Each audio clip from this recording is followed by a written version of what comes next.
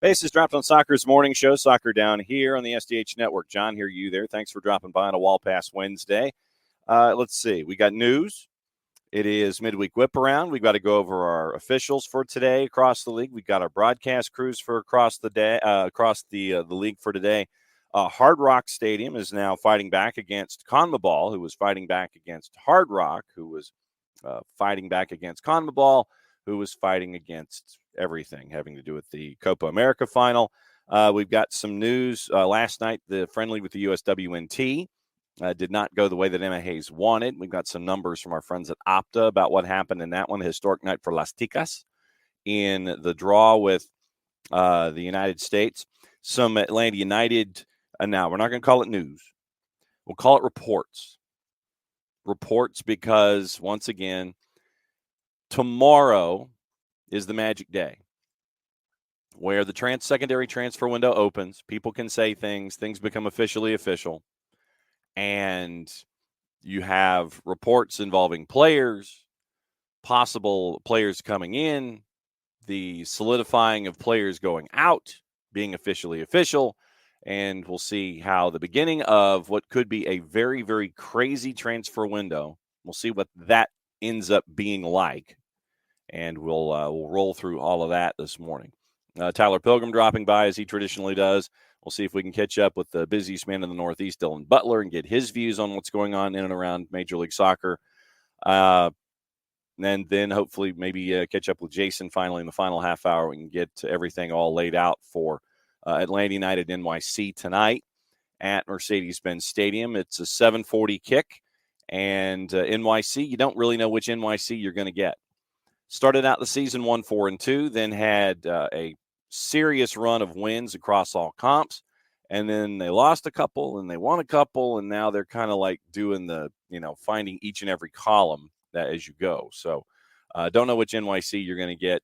Schedule compression, once again, we got to talk about that. We'll go back over the lineup from the weekend and see what it looks like, because you have this match, you've got the match against Columbus on Saturday, and then you've got the All-Star break. So you've got the All-Star break, and then you've got Leagues Cup, and then you go from there. So that's the All-Star break is the bookmark in the season to get us into Leagues Cup and to push things forward that way. So we'll have all of that stuff coming up this morning here on the morning show. Last night, we were discussing what was going on with the USWNT and their activity with the friendly getting ready for the Olympics. And it was at Audi Field, and apparently Audi Field looked like Audi Field, which is not really a good thing. So last night, 2015, according to our friends at Opta, the USWNT had 26 shots, 12 on target, 67 touches inside the 18 against Costa Rica, all the most in any match in which they failed to score since Opta began detailed data collection on the USWNT matches in 2015. Failed to win their final match before a major tournament, World Cup or Olympics, for only the second time. The other was the goalless draw with the Korea Republic before the 2015 FIFA Women's World Cup. And Lindsey Horan, directly involved in 7 of the USWNT's 10 first-half shots against Costa Rica, 4 shots, 3 chances created. Sophia Smith, first player born in 2000 or later to reach 50 caps for the WNT, and the first player to reach 50 caps by the decade of their birth. Debbie Belkin in the 60s, Mia Hamm in the 70s, Allie Wagner in the 80s, Sydney Leroux in the 90s, Sophia Smith in the 2000s.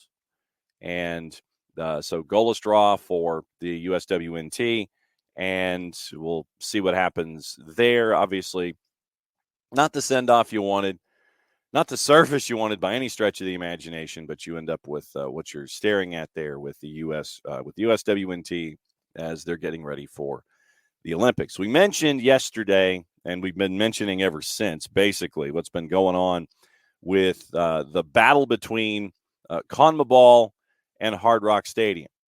And so Hard Rock Stadium decided to have their own press release involving what CONMEBOL had been saying. CONMEBOL pointing their finger at Hard Rock. Hard Rock comes out with a statement yesterday. So, of course, it was right after the show was over when they posted the statement. Safely hosted hundreds of world-class events in its 37-year history, including Super Bowls, major international soccer matches, Formula One, NFL, college football, headline concert tours, and other global events. In each of those, security was a joint effort amongst the organizer, local law enforcement agencies, in the venue. Paragraph 2. As we've previously said, Hard Rock Stadium worked collaboratively with CONMEBOL, CONCACAF, and local law enforcement agencies on security both leading up to and during the Copa America tournament. The agencies met regularly, including daily security briefings throughout the month-long tournament. Hard Rock Stadium implemented and in many cases exceeded CONMEBOL's security recommendations throughout the tournament and the final. As we do following all major events, we will evaluate the protocols and processes in place across all aspects of stadium operations. We remain grateful for the law enforcement officers and stadium staff who work to prioritize the safety of all attendees. Despite the unprecedented scale of aggressive and unlawful behavior on display from a subset of unruly fans, we will have no further comment at this time. So that is the statement from Hard Rock. That was the short version. There were a couple of other paragraphs. Throughout the afternoon and evening, there were numerous attempts by unruly fans without tickets to overpower security and law enforcement personnel at entry points to the stadium, putting themselves, other fans, and security and stadium staff at extreme risk. Various stadium gates were closed and reopened strategically in an attempt to allow ticketed guests to enter safely, and in a controlled manner, fans continued to engage in illegal conduct, fighting police officers, breaking down walls and barricades, and vandalizing the stadium, causing significant damage to property. So basically what you had was Hard Rock release a statement on Monday, and then yesterday at 11 o'clock in the morning, they released that follow-up statement.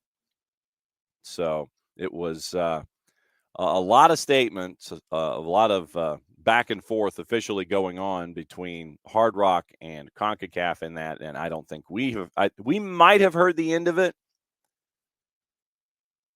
But once again, I mean, morning, Tommy, by the way, you end up with a venue where, and we talked about it here on the show, where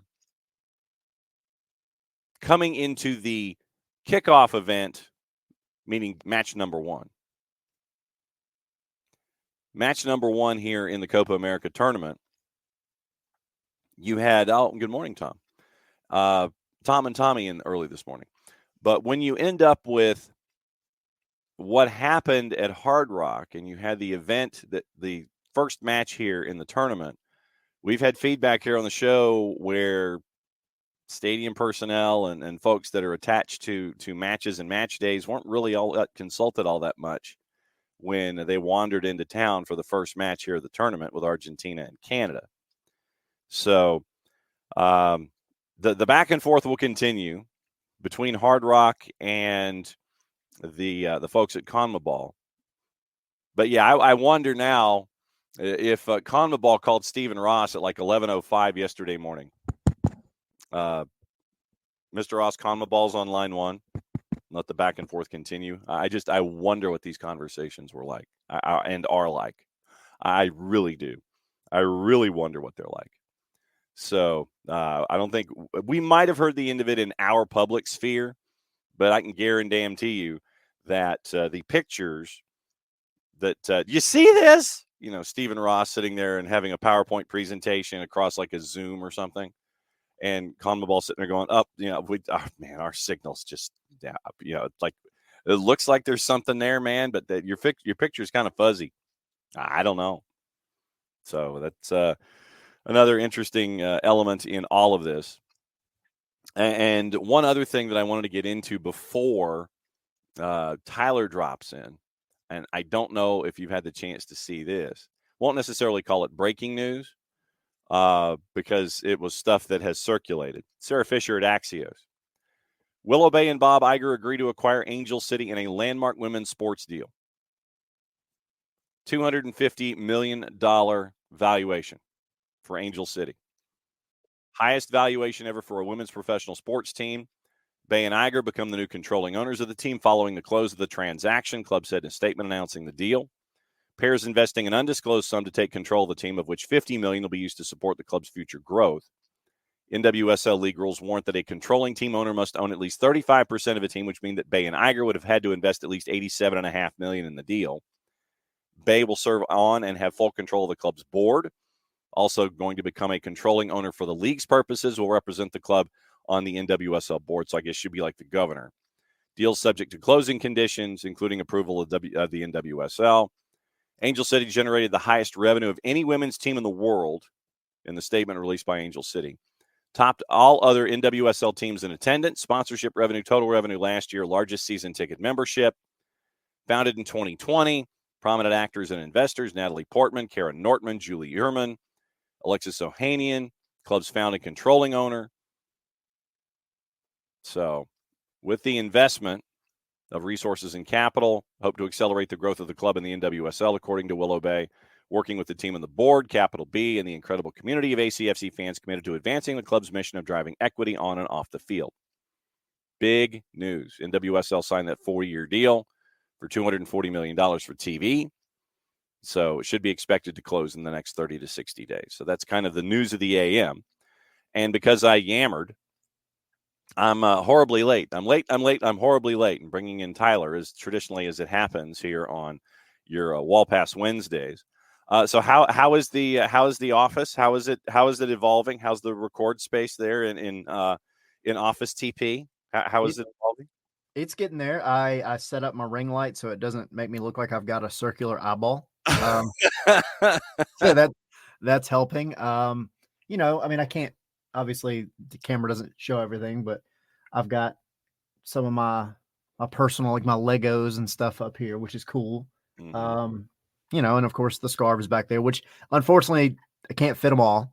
But I also brought the good old tactics board. Yes. So in case we have to use it, and my whistle from, when I coach. So in case somebody gets out of hand. Okay. So see, now I completely and totally can see that. And I think that, how many times have you used the whistle on Tommy during the show? Twice. Probably should be more, but that's okay. All right. So when you have a whistle, all I do is talk over folks. What constitutes you having to use the whistle? I mean, does it have to seriously go off the rails, or do you is that your timeout function? No, we get we try to keep everything Scarves and Spikes after dark, like post 8 p.m. right? Yes. So I think if it gets, somebody's rambling too long, maybe, or things just keep going, and then we're touching the line, but then all of a sudden somebody takes that step over. It's or last night, yeah, Tommy, we came back from the interview. I did a pre-recorded interview with Tony Husband from Apple TV. I've heard of him. And good guy. And so, and this, doing StreamYard, you play the video, right? And it plays during the live show. Mm-hmm. And then we come back from the end of the interview. So now we're back live again. Yeah. Tommy turns his camera back on and he's wearing a clown mask. And it was just like, oh, that's where we're at in this conversation. Wow. That's where we're at here. Wow. Because, the soccer, the football hasn't been that beautiful lately. So no, it has not. We had to change some things up. So if there is a positive result tonight against NYC, does this mean that Tommy has to continue wearing the clown mask? Yeah, absolutely. If it works, you don't ever change it. Mm-hmm. You can never change it. Just checking. So let's let's have the Montreal discussion before we get into other things here. Okay. I mean, it wasn't good enough. I mean, and Ted Uncle in and of itself is a separate discussion. Yeah. Sorry to bring that up so early in the segment. Let me get some coffee. Yeah, you might. But once again, it's as you're trying to find answers in the interim without a talisman. Basically, as I refer to it, it's like you don't have a power forward and you don't have a point guard, and you're trying to figure out, okay, who's going to step up. Daniel Rios has done so. He had a goal result in, I want to say, 6 straight in all comps. Yep. For the Montreal match. and Saba Lobjanidze is running his legs off on the right-hand side, and then he'll move over to the left-hand side. So the right-hand side for the right wing for Saba is a loose construct, except that when the whistle is blown. Saba's running his you-know-what off. Daniel Rios is picking up some slack, but at the end of the day, it's just not good enough, and you end up with a loss in a game that I think you could have had a result in Montreal. It's not cohesive, I think, is the biggest thing at this point. Like, you look at Daniel Rios, and yeah, I mean, his numbers actually are pretty good, but I think he struggles sometimes to just be a game changer in matches. And I feel like and this is not taking anything away from Rios at all, but I feel like he's definitely benefited from some fortunate situations as a striker, that's what you have to do. That's part of the game. But he's just, nobody is being that game changer. Nobody's picking the team up on their back and saying, like, we're going to go and win this game. Saba has tried. He tries hard. Mm-hmm. But it's just not, it's not good enough, like you said. And we had the discussion last night on the show, like, was this Atlanta's worst performance of the year? And I kind of struggled to disagree with it, because I mean, that Zia had 0 shots on goal. Like, that's not acceptable. That's not acceptable for a team that has the talent that Atlanta has, regardless of whether, they're missing 2 DPs or not. Like, you got to put the ball towards the goal at some point. And it just wasn't good enough. So it feels right now like Atlanta is just trying to keep themselves above water, and water being the playoff line. Just keep yourself alive until this summer transfer window, and then hope that the summer transfer window hits in the similar way that last year's did. Is there a thought in the circles that you have your conversations, whether it's there at SNS or other places? I mean, I look at it from 2 separate elements. When your lineup isn't static, and it's not the same lineup that you have to trot out, match after match after match for whatever reason, then you can do all the things that are humanly possible in practice with the lineup that you think you're going to have as a part of a starting 11. But then game state with a lineup that you have only practiced with, game state to me always is something entirely different. When pace is faster, there's a meaning attached to it, those kinds of things. I've always thought that a lack of continuity lends itself to this idea of trying to, or this is the guy to my left, this is the guy to my right, these are the folks behind me, trying to come up with some kind of a rhythm. And when you're not allowed to have any kind of a rhythm, whether it's because of player exits or injuries or schedule compression, you have this yin and yang that you're trying to battle across the season. Yeah, and I think we've seen it a lot lately in the Open Cup. And we talked about it. You had counterattacks that were they were stifled by Atlanta United. Like, it wasn't anything that Indy 11 did to stop the counter. It was just like they clearly weren't on the same page. In a normal world, in an Open Cup type match where you're gonna move guys around anyway, you can kind of understand that. But going into a Montreal match, and this is where Tommy loses his mind, because he's like, it feels like we didn't put forth the best lineup for the Open Cup in hopes of getting something with Montreal. And then we went to Montreal and played probably the worst game of the season, which is valid. I mean, it is very frustrating that you didn't get anything out of either one of those matches. Yeah. But I think going into each match that you have right now for Atlanta, and it's not going to get better just because you bring in DPs necessarily. Right. The chemistry has to develop over time. That being said, it still has to be better than it is right now. I think it's not an excuse to the degree that you're seeing on the pitch right now. It just doesn't seem like really anybody is where they're supposed to be, or where other players think that they should be at the time. Like the wingers attacking at certain places, it feels like they're just kind of throwing caution to, out the window and saying, I'm going to do what I can here and try to figure something out. And nobody is really just operating, it feels like, as a team. And, that's it. And it is hard because you have match after match after match after match. So there's no time to really, go to the training ground and say, all right, our front four, whatever, y'all go and y'all need to go eat dinner together. Y'all need to go hang out together. Y'all need to go be a part of each other. Like, you can't do all. Go to Bojangles and get some breakfast and come back. Yeah, go. Yeah, y'all discuss life, hang out for a little bit, play some gestures or something. I don't know.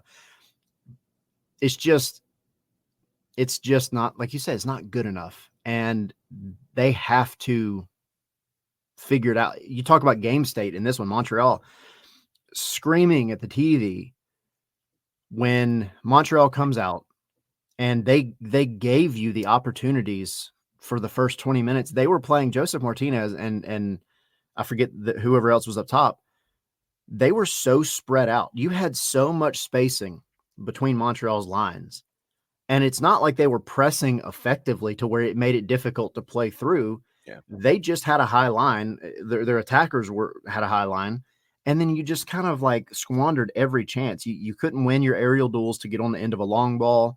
When you did try to play through it, it just was very, very unorganized. Like we said, the chemistry is just not there. And so you didn't do anything with the opportunities that you were given to be able to at least attack the final third and put the ball towards the goal, which you literally never did. You never took a shot on goal.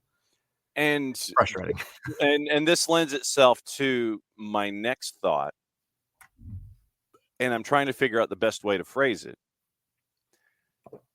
It seems like at points, because you have new line mates, new attempts at, you have, new guys surrounding you in the offense that you have only a couple of days to practice, that it seems at times you're too unselfish. There are times where folks are giving up the ball, looking for the extra pass instead of taking a shot and putting a shot on target. It just seems like it's like, okay, I'm going to go ahead and pass instead of being a little selfish sometimes. And I know it's a delicate balance, but there are times I think when it's okay to be a little unselfish, or to be a little selfish, and go ahead and take the shot just to put a shot on frame so you can put the defense on their heels and develop something of a rhythm with all of these new playmates that you have around you. Again, screaming at the TV. When we talked about this one last night too, Stian Gregerson, my man, if you make a 75-yard run, take the shot. If you, especially as a center back, if you make that 75-yard run through lines, not even like, it wasn't even a beautiful thing to watch. It was like watching a giraffe running through the savannah. Well, but I mean, we had the same thing happen in the twos match with Ethan Dudley and Matias Gajardo, where Dudley is given, Cherokee County to run through, and Dudley engages in the play, and crew 2 is still trying to figure out, okay, we have this rather large gentleman coming at us. What do we do? And they continue to backtrack and create space. Dudley looks to his right, finds Gajardo. Gajardo eventually works his way to the 18 and scores the goal for Atlanta United 2. Banger. Yeah, so it absolutely was. And so I think that's what, for me is an example of, it's okay sometimes to just go ahead and lay that shot on target, because you never know what is going to happen in that particular idea. Maybe you are right. That's an absolute banger. It's just one of those things that could possibly happen. But yeah, there are times where you want them to go ahead and go ahead and take the shot. It's okay. We'll worry about the rest of it later while you guys are trying to figure out rhythm. Go ahead and take the shot.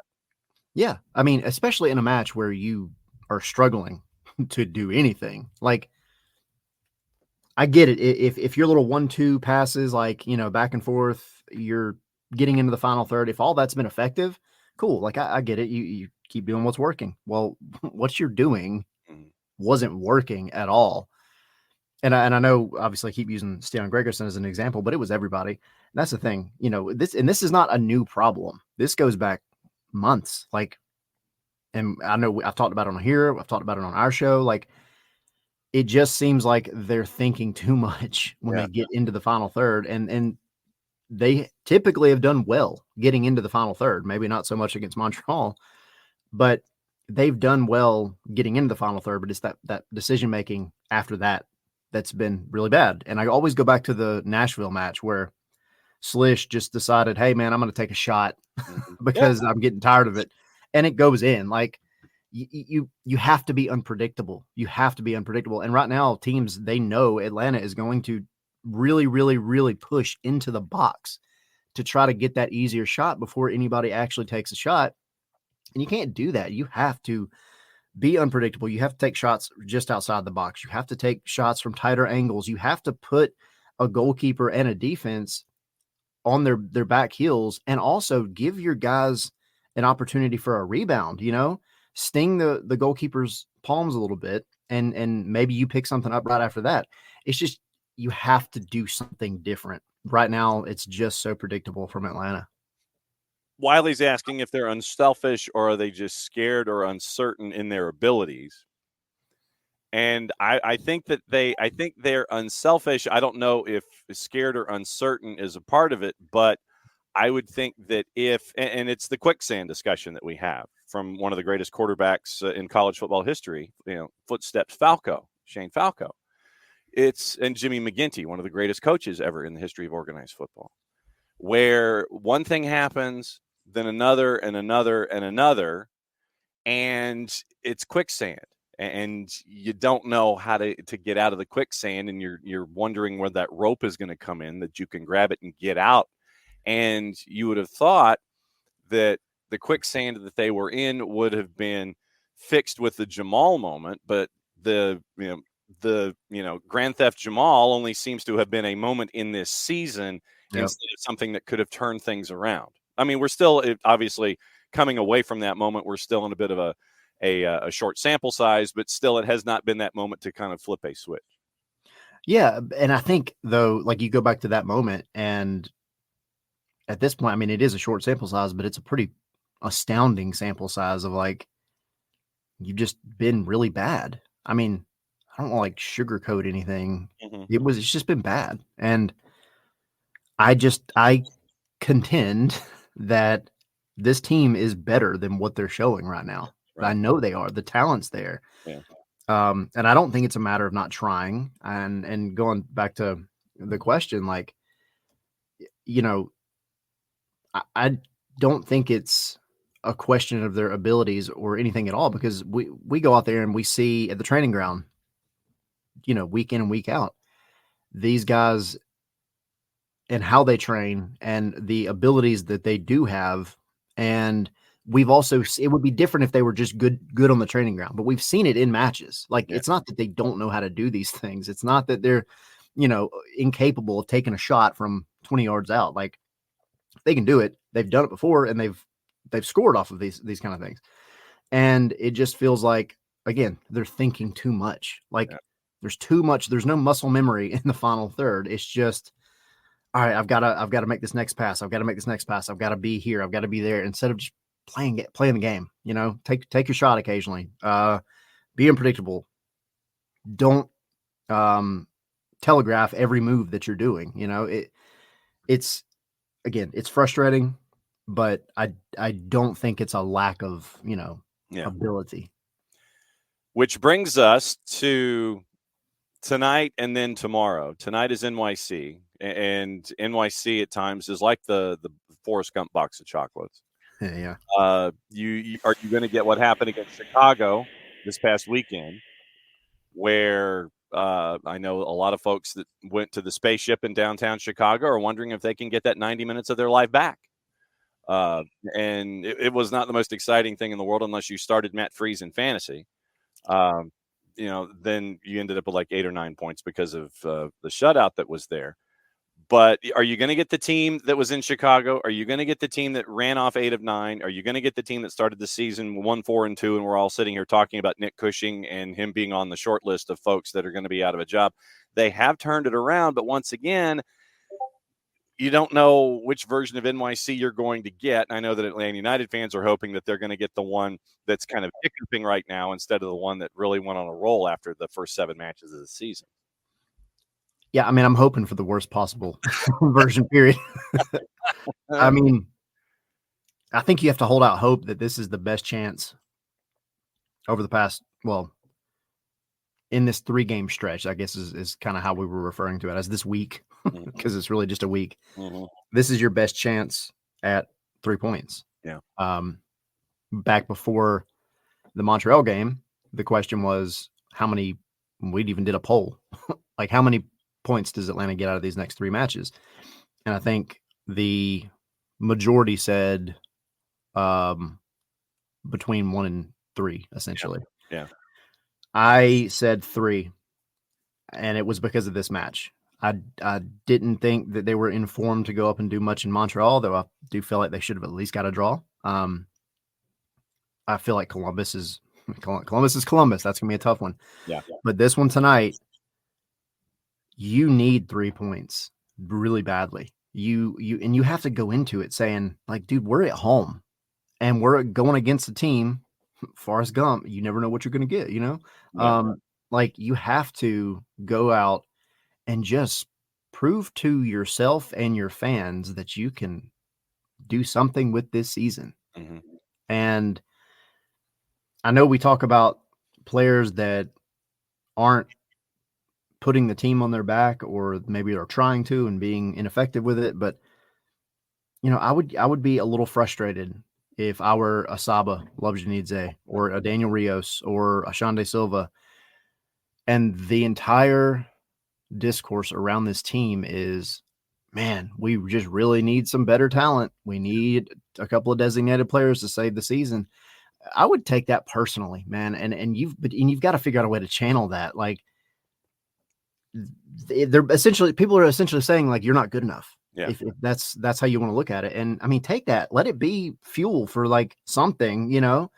And you got to figure out a way to translate that not only to yourself, but also into the locker room and go in there with that mentality of like, dude, we're at home. We have to show out, especially at this point in the season. Which lends us to Thursday and the opening of probably one of the possibly nuttier secondary transfer windows that we will have seen in this market, in this league, etc. Luka Modric is off the board, considering he signed another year-long deal to be at Real Madrid at the age of 704. And careful, sorry, I guess I should wait. Bad timing. Yeah, I have to wait on those kinds of things. One more year for Luka Modric at Real Madrid. There are reports, and that's what they are. They are reports that, you know, once again, when we hit Thursday, there are probably going to be some things outbound that will be officially official, because they can be officially official at that point. Inbound reports. Let me see if I've got the ones, and if there are any that I'm missing, let me know. I got you. Miranchuk possibly being reported. Gianluca Di Marzio from Atalanta to Atlanta. Last week, Di Marzio reports that the discussion was somewhere between 10 and 15 million euro. You get an attacking midfielder in Miranchuk, possibly, if Gianluca Di Marzio is on the page. Jarrett had found some news about Cristaldo from Gremio being a part of the discussion. Then Di Marzio comes in out of left field yesterday with that short porch that they have up at the Battery, and mentions Udinese being interested in Bartosz Slisz. So that's the beginning of what we're hearing about reports and here and there, and, you know, whatever else is on the table. But those three are the ones right now that I have heard. Have you heard of any others? And I guess, can you corroborate those three? I haven't heard of any others. Those are the three big ones. Obviously, Miranchuk is. It seems like the more likely, just because of the amount of stuff that we've heard. Right? Yeah. He's going to have to fit the team, and I'm not saying he won't. I Yeah. think I actually do genuinely think he would fit this team fairly well. It's pretty clear that they're going back and forth with the price. I think Atlanta allegedly put in 10. Yes. They wanted 15. If it happens, I'm sure it'll be somewhere in that, I think Henry on our show last night said 13 to 14. I imagine that's probably going to be where it's at if it happens. I like the Cristaldo rumor though from Gremio, and the reason being, one, I do feel like he'll fit the team a little bit better as it is right now. I think he's a little bit more of a spark, and Lord knows that's what this team needs right now. But he also has been part of a Gremio team that is coming out of a really bad period in its history, and he has helped them get to where they're at now. They've come back up, got promoted. I just think he's going to be. I think maybe he'll offer you just a little bit more overall. So that one though, it's a very loose rumor, So I don't know, and I don't know that you're going to have both. Like, they're both number 10s. They're both attacking midfielders. So one's going to happen. One probably is not. It just seems like Miranchuk is the one right now. Yeah. But I would love to see Cristaldo here. The Slish thing is just, I guess I lend a little bit of credence to it because it was Serie A that was looking at Slish before and during the time when Atlanta was trying to bring him over. Right. Ultimately, Atlanta was able to pull him over. And I don't think Slish has any issue with Atlanta at all. But I do know for a fact that Slish hates losing. Good. Absolutely. And he wears it on his sleeve. He is very, very obvious with how frustrated he gets when this team is not doing well, which has been most of the season, unfortunately. Yeah. If you're rebuilding, whether you want to call it a rebuild or not, and you're trying to have a very, very, very effective summer transfer window, moving on from Slish would open up a lot more opportunities to make things happen. I don't want to see him go because I do think he's been one of your most consistent players. Maybe not as effective as you want him to be, I guess, in certain aspects of the game. But he has been one of the guys that's helped this defense at least be as good as it has been and keep Atlanta from giving up goals left and right like it was last season. Yeah. Plus Dax McCarty helping out as a part of that discussion as well at the back. Well, to your point, if you ended up just bringing in both Miranchuk and Cristaldo, maybe just play it this way. Yeah, something like. What's it gonna hurt? Yeah. No, but take the entire league by storm. It gave me a chance to play the drop. It's been a while since I've had the chance to play drops because I was off on vacation, and it's like you're trying to sit there and navigate things, and I've got like one or two less monitors that I can play with. It gave me an excuse to play a drop. When you look at these rumors and the outbounds, and by the way, tomorrow we do get to officially welcome Pedro Amador into the mix and sit there. And it's like, yes, he is eligible as of the 18th. And with Amador, you end up with reinforcement on the left-hand side, more of a stay at home from what I've been able to glean. But obviously, that's the past. And if they want you to jump into the play, you're not going to sit there and say no. Right. So it will be interesting to see on the weekend, does Amador probably get a cup of coffee in the second half to be brought in against Columbus and be introduced and those kinds of things? Obviously, we don't know where his fitness level is, where his level of comfortability with the system, or is it just going to be something that's like, dude, we know you can go out there and play, just go out there and play kind of a thing. So we don't know where he is, but he's gotten reps at the Children's Healthcare of Atlanta training ground. So that's the first domino officially in that we can discuss and see what's going on. But I'm looking at a cup of coffee against Columbus more than anything else. Yeah, me too. And I think, again, just from videos, right, and looking into him back when the transfer was kind of announced and everything else, I think he's going to give you a little bit more stability than Caleb. Mm-hmm. You know, I mean, Caleb, let's be honest, Caleb was always a very attacking-minded player. Ain't nothing wrong with that. Nothing wrong with that at all. Pedro, in a way, and I have to preface this by saying I'm not comparing him directly, right. But he reminds me in his play style of a Jordi Alba. Okay. I think he's going to give you plenty of, defensive stability, but he's not going to be afraid to get up, vertical straight to the inline. I mean, you look at his heat map, he does thrive in that very far left corner when he does get into the attack, and he has a pretty solid foot on him to be able to send in crosses. And if that's what you want to try to thrive on as Atlanta United, you need people that are going to put a ball on a dime into the box for whoever happens to be in the box at the time, whether it's Jamal, Daniel, whoever may decide to make a little bit of a run up there. I don't know. They've got to be accurate, and he's accurate, and he's not afraid to whip in a ball. So I'm excited to see him, but I hope he changes the kind of the overall vibe of that left side of the pitch. And then so you've got Amandor bombing in from the left, and then you've got Brooks bombing in from the right. And so hopefully you would have this dynamic of, okay, we've got to be prepared for whatever's coming in from both edges when it comes to bringing in Amador to add to the discussion. When you're looking at this group and heading to the All-Star break and heading to Leagues Cup, from the Copa, I know that there were folks that are sitting there and saying, "Get Hamas, man!"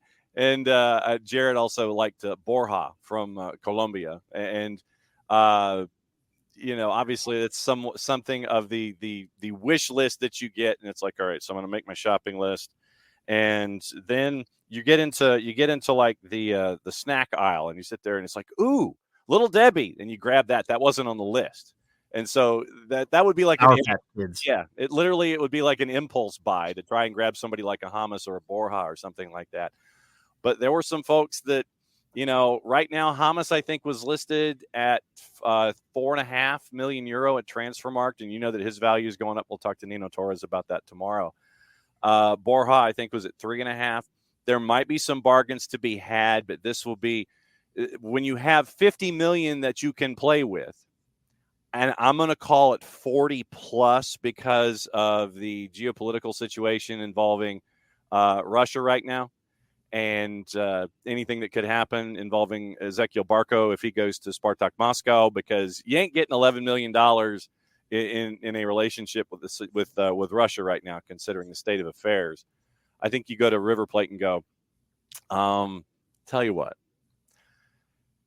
this is supposedly 11.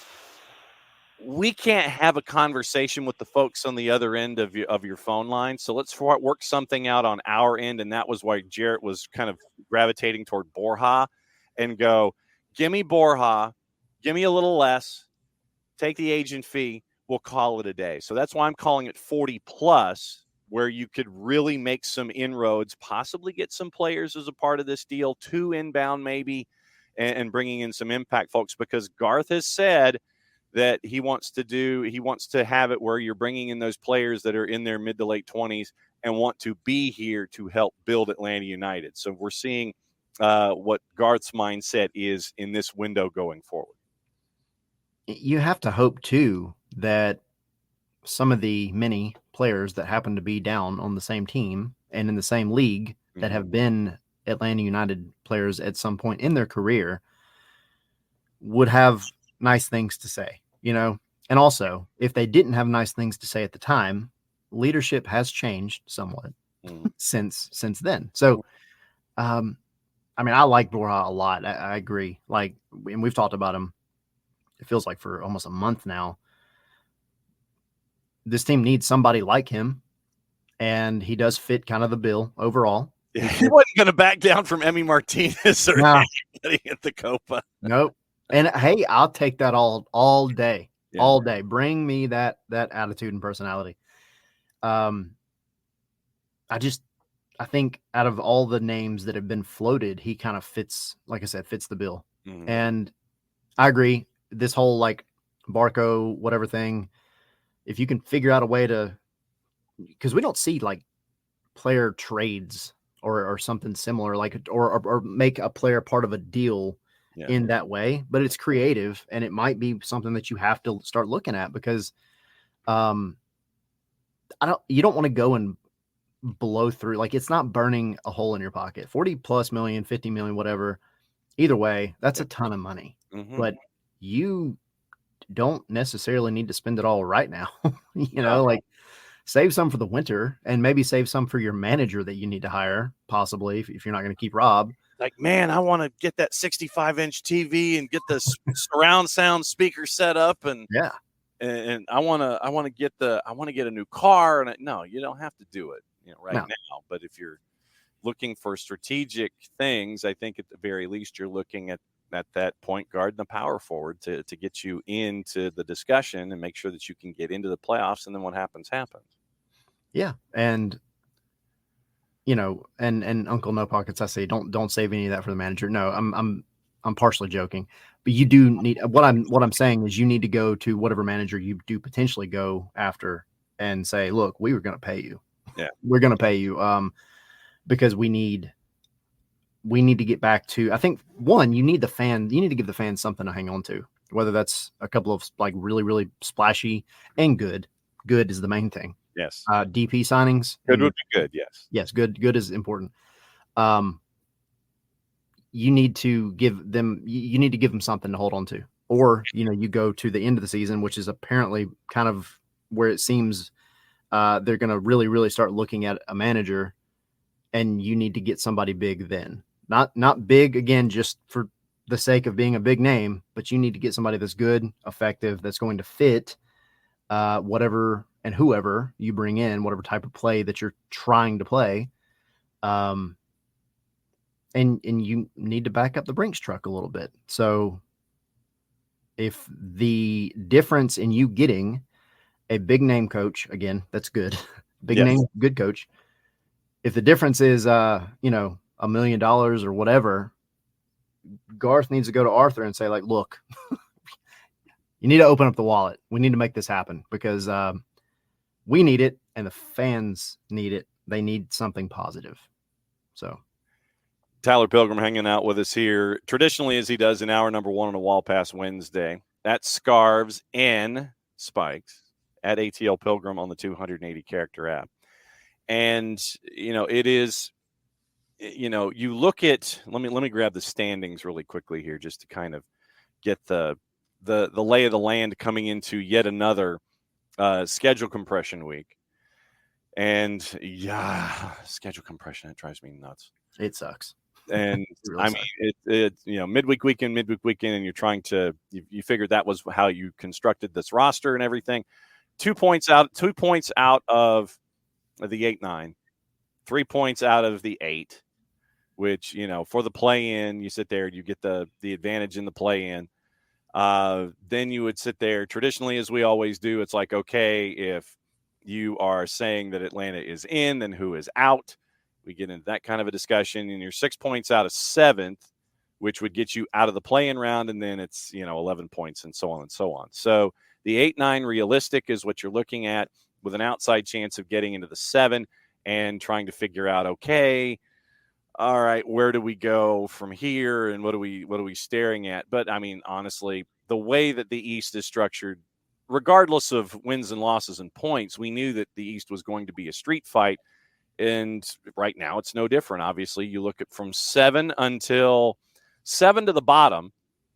And let's go 8 to the bottom. 8 to the bottom right now, 2, 4, 6, 8 teams, 6 points. So that race to the 8-9 is going to be part of that street fight that we've been talking about in the Eastern Conference, and that's what this is going to be, although that Leagues Cup is going to be in the way after this weekend and the All-Star game. I mean, and Leagues Cup might be exactly what this team needs. Like, if you're insisting on making your DP signings, or at least one of your DP signings, whatever, you're making moves in the summer. Yeah. Regardless. You're definitely setting the tone that we're going to go still try and make something out of this season, and you're not out of it. You're absolutely not out of it. I've seen, folks saying we just need to dump the whole season and start over. I disagree with that heavily. The only thing about that, though, is from the whole chicken and egg scenario of, do you bring in the manager or do you bring in the DPs? Which one comes first? Right. I could see, again, because it does seem like the manager hire is going to come in the offseason, just with the way things are going, with what Garth has said, with not even hiring the search firm and all that kind of stuff. So I could see, to that degree, you holding off, and it would be very painful for a few months. But then you get in your manager, you get the DPs. I don't think that's what's going to happen. I think they're obviously going to get the DPs now and try to make something out of the season. So with that being said, you've just got to stay afloat to the Leagues Cup. Don't, completely wipe yourself out of the potential playoff picture, but you get to the Leagues Cup, go into it with the mindset that we're going to do everything we can to make something out of this tournament. However, the other side of the coin is, if we do crash out, all these signings that we're working on bringing in,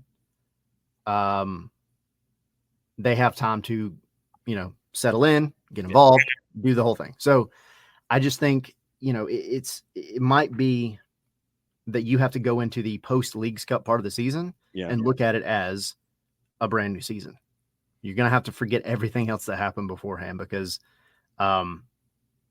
you've got to go win games, period. And that has to be the message. Like, it really doesn't matter where the standings are. You just have to come out of Leagues Cup and you got to go win your games, period.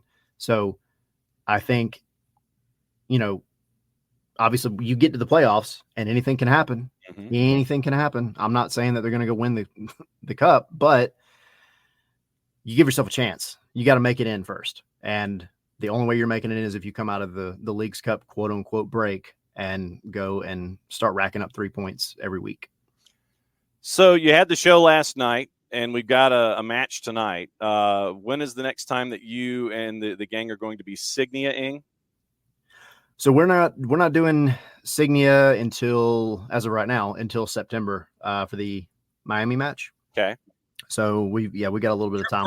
Provided that Messi guy might be back and his ankle doesn't look like the donut weight from a baseball bat. Yeah, basketball attached to his ankle. Yeah, he'll be back just in time to be perfectly healthy to play Atlanta and not be there for the Atlanta match.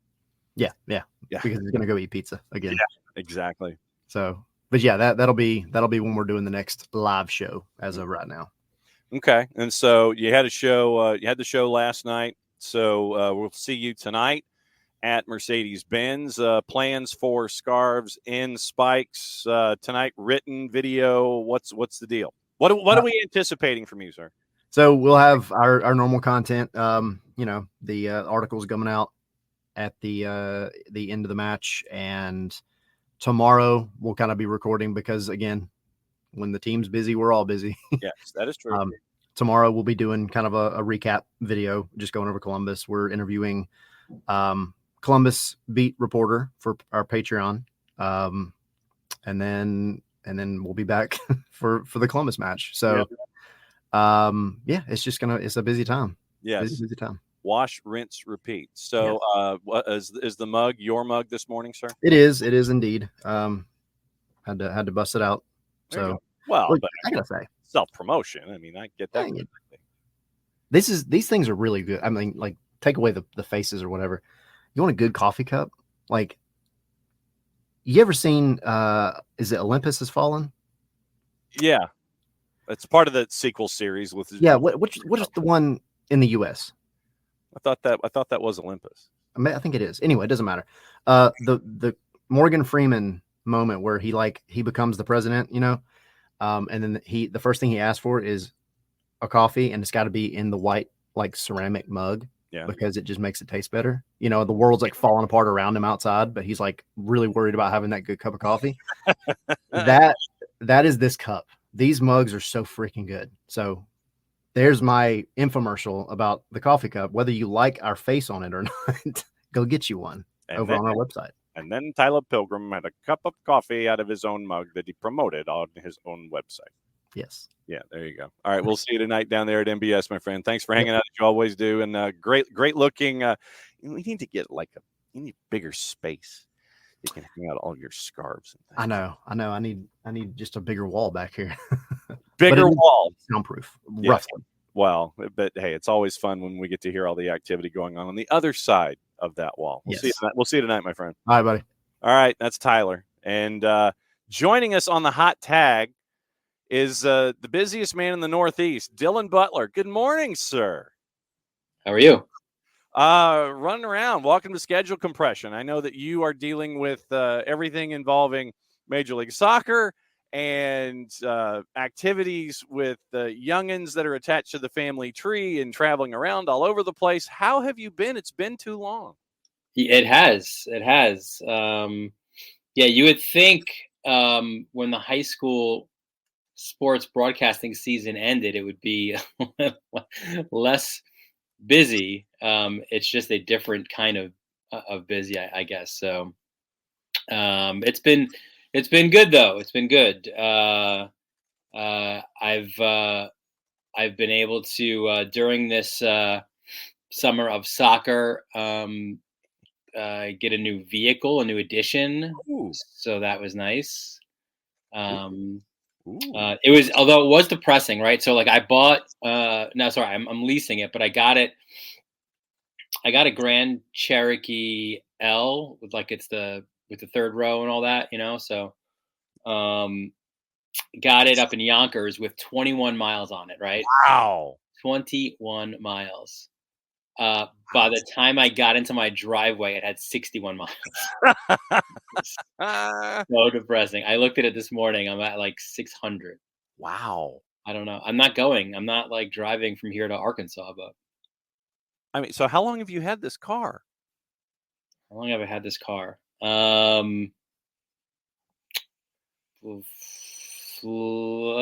than the end of last month. Okay. Yeah. Okay. So you've had it for 3 weeks and you've already put 600 miles on it. Yeah. Yeah, and that's I figured that since you got row 3 with the new car, you're going to be the one who is let's go with the Butler's car. They've got that extra row of seating, and so everybody piles in, and you go. Listen, I'm soccer dad / coach, right? So I got to get the portable nets in there and the bag of balls, the whole thing, right? So yes, absolutely. So how much time have you been able to spend looking at what's going on in Major League Soccer? Oh, so you're the dad mug this morning with the I don't have my face on it like Tyler, but I have my title. So the recommended daily allowance of dad is with us this morning with Dylan. So how much of the Copa did you watch? How much of the Euros were you able to digest? And what's going on with Major League Soccer? Obviously, you've got to balance that out too. But how much of all of this stuff have you been able to digest since the last time you were here?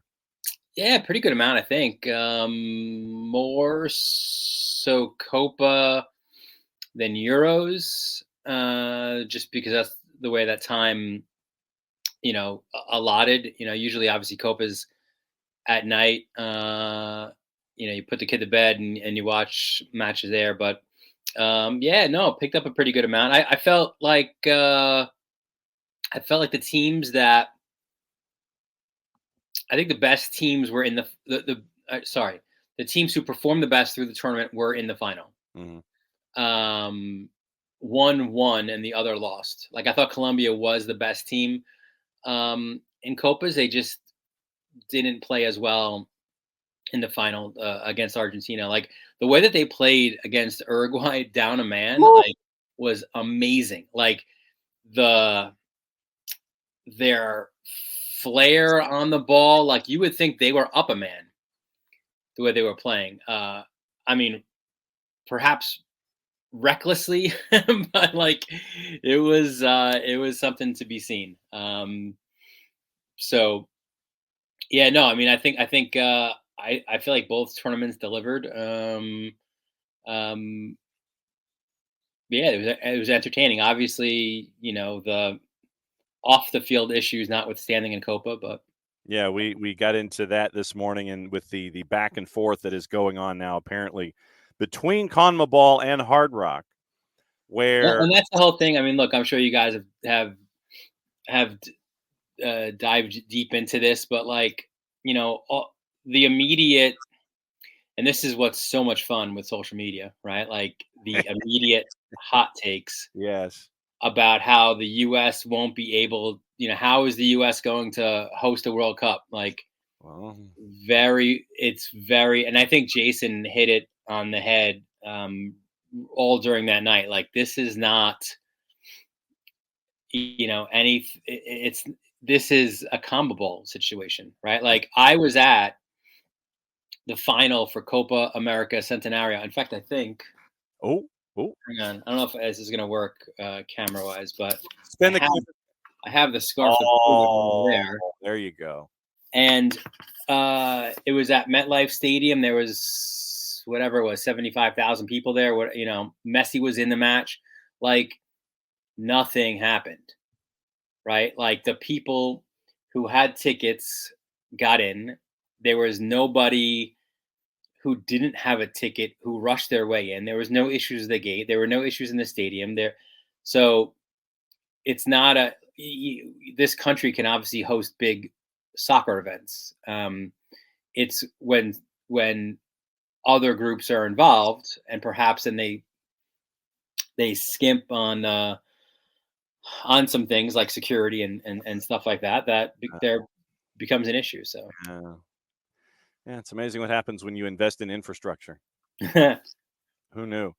When it comes to Major League Soccer, I know that we were talking about it with Tyler.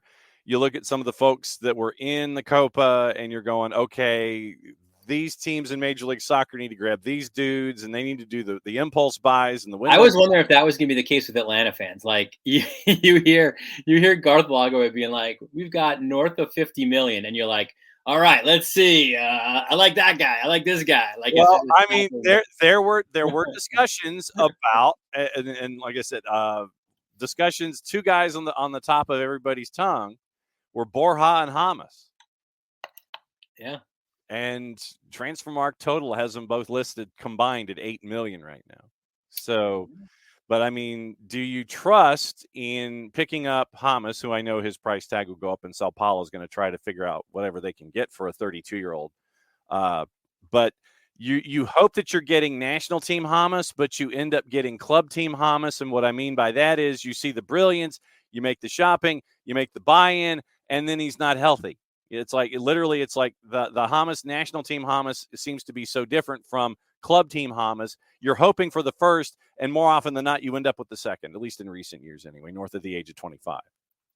Yeah, I mean, I think I would hope, this would be a situation where he recognizes what playing in America or in MLS does for the brand, right? And for other brands, as we've seen, with players of similar ilk, and maybe that's an added motivation. I think he would be a terrific addition to this league. The marketing standpoint, the fan base, right? Like we know that Colombians show out for sure.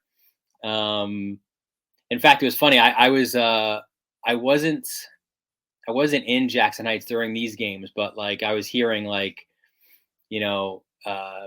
barricades up for days. Like they were ready for for the party to happen. and obviously was one of their best performances in Copa in a long time. So I think he has an opportunity to come back here. I mean, look, also, I think everyone also recognizes where the next World Cup is, right? So I think if you're a player who wants to, show out for your country and perform really well, why not get that extra acclimation, if you will, right? With the stadiums and the climate and the travel that you can get, 2 years out. Might as well jump on the MLS bandwagon. How crazy do you think the secondary transfer window is going to be in general?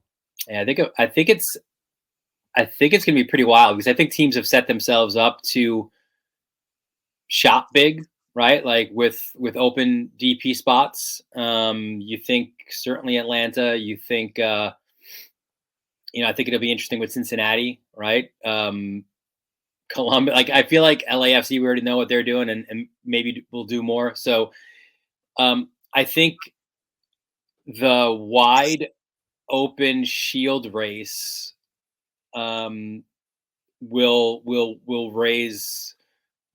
raise that up a large amount. I think there's gonna be a lot of spending, big time spending in this window coming up. And we mentioned once again when Tyler was on, we talked about the street fight for the 8-9 in the East, and you have, I think, 8 teams and 6 points separating that. But then you look in the Western Conference, and it is a different kind of street fight, where right now you've got the 3 teams that are all locked in at 43 points. LAFC, RSL, and LAG. Subplot: Chicho Arango out for 4 because of a violation of the league anti-harassment policy. But two that count, right? Right, and that's the thing here, where it is All-Star game and your first Leagues Cup match. So, I mean, give me something with teeth, man. I mean, we don't know what the violation was. We don't know what it is. Everyone in Salt Lake has been tight-lipped about the whole thing, other than RSL has cooperated. We agree. They're saying all the things in social media that you say in your release statements. We don't know what it was about, but for it to be a 4-match suspension, and one of them being your league all-star game. Oh, no, I don't have to fly to Columbus and be a part of an exhibition. Oh, no, not that. And then you end up with Leagues Cup, first one, and then the 2 for regular season. It's another head scratcher for me. It's like, if you want to do something like that, if you violated it and you're giving it 4 matches, then make it 4 matches in league as you're chasing after the Western Conference title. And I have, obviously, when I see something like that, my spidey senses go up, and I have more questions than I do answers at that point. That said, though, two very big league fixtures, right? Like LAFC and Colorado, right? Like, that's right in the mix.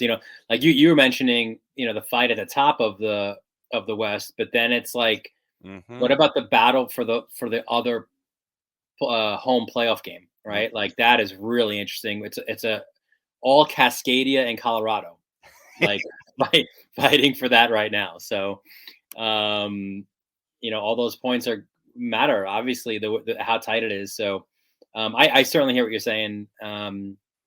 It's odd to have an all-star game as part of that. You don't. I don't know. It's a tough situation to be in too, because then, this just happens, and then he's at the all-star game. Like, there'll be tons of questions about that as well. So I could see the problems there as well. But look, these next 2 games, I don't know. Like, you always hope when you see matches like this coming up in the West, Seattle, LAFC, LA, Portland, Colorado, RSL on the weekend, and then obviously LAFC, RSL, and LA, Colorado tonight. Like, you hope that there's some separation there, but it feels like there's so many teams in a mix that it won't. Like, they're just all going to be congealed until decision day. It's like you're watching the Tour de France, and you have you have the breakaway group that's right now 1, 2, and 3, and then a couple of minutes behind is that second group. It's the chase group, which is 4 through 7, 4 teams separated by 4 points, and then you end up with the second chase group behind the leaders in the first chase group. The second chase group is 8, 9, and 10, which are only separated by 1 point and they have the same number of wins. Right. And Houston has played one match less, but they got the better points per game average, obviously.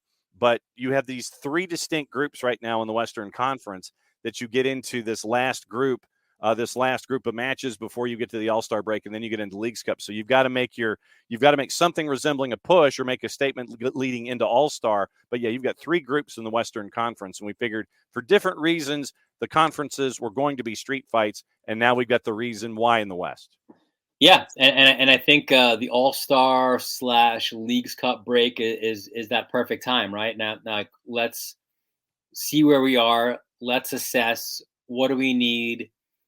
Do we have money in the bank to spend, right? So that's where we are. A couple of things that I wanted to discuss with you about NYCFC. Apparently, Dylan Butler Estates is getting a groundbreaking date. Did I see that right? Oh, I wasn't told when to bring my shovel. So I think it's like in the fall or something. They're going to start all right. looking at the groundbreaking for Dylan Butler Estates. And NYCFC 2 is going to be playing at Icon Stadium at Randall's Island after a $3 million donation. Yeah. I mean, look, Belson Stadium, there's limitations there, right? It's on top of a parking structure. It certainly is. But also it's, what's the like the season for that, right? Like that goes into what? Like similar October? For MLS Next Pro, let me find the tail end of the schedule and the season here. So NYC, I got a game on Friday. So I think you're looking for another couple of months as the season goes, and it will continue to roll through all of the breaks. And so you're into September and you're still clicking, and I'm still clicking on dates here. I'm trying to advance the schedule as far as humanly possible. I want to say it's October. So it's the first weekend of October. Is decision day is Sunday, October 6th. Yeah. So that the point I was making with that is obviously school is in session, and even before that, you've got the main tenants there, the St. John's men and women's soccer teams playing there starting in late August, right? So, and that's also their practice facility. So it makes sense for NYCFC to do that. It's I've been out to Randall's Island a ton. Obviously, it's the site of the old or close to the old, I think right next door, actually, Icon Stadium, unless it's the same, the old Downing Stadium where the Cosmos played. Yeah, see, that was going to be my question, because I remember Downing Stadium, because I also remembered the New York Stars from the World Football League apparently played there 50 years ago, and the stadium was 50 years ago, and the Cosmos played there, and I think it was like turf and stuff before they moved to the Meadowlands. Yeah, no, it's been built up, especially for track and field. It's like a major track and field. One of the, I want to say, I'm not an expert in track and field, but I want to say one of the better venues for track and field in the country. So it's been built up, and obviously NYCFC is putting millions into further building it up. And yeah, I mean, listen, you maybe play games between the two for a while. Maybe that ultimately becomes your main location, but it's interesting because it ran the Island, like it sits right between really Queens, Manhattan, and the Bronx. No trains. You'd have to take a bus out of there or drive there. But new home there. NYC is coming to Atlanta tonight to take on Atlanta United in schedule compression 2 Electric Boogaloo, or whatever, schedule compression 5 or whatever you want to call it. I mean, it's schedule compression to get into All-Star, to get through the tournaments, to get into Leagues Cup, all this kind of stuff. I swear we've been in schedule compression for the last 6 weeks. As someone who was on every Wednesday and Saturday and sometimes Sunday, I think it was a few weeks ago. I had 5 match nights. Yeah. So I had U.S. Uruguay on a Monday. I had it was a 4th of July week, right? So I had U.S. Uruguay Monday, 4th of July and 3rd of July matches, and then matches on both Saturday and Sunday. Okay. So it was a busy stretch. Fun with that. And then I get asked, like, how was your 4th? I'm like, what 4th? Yeah, exactly.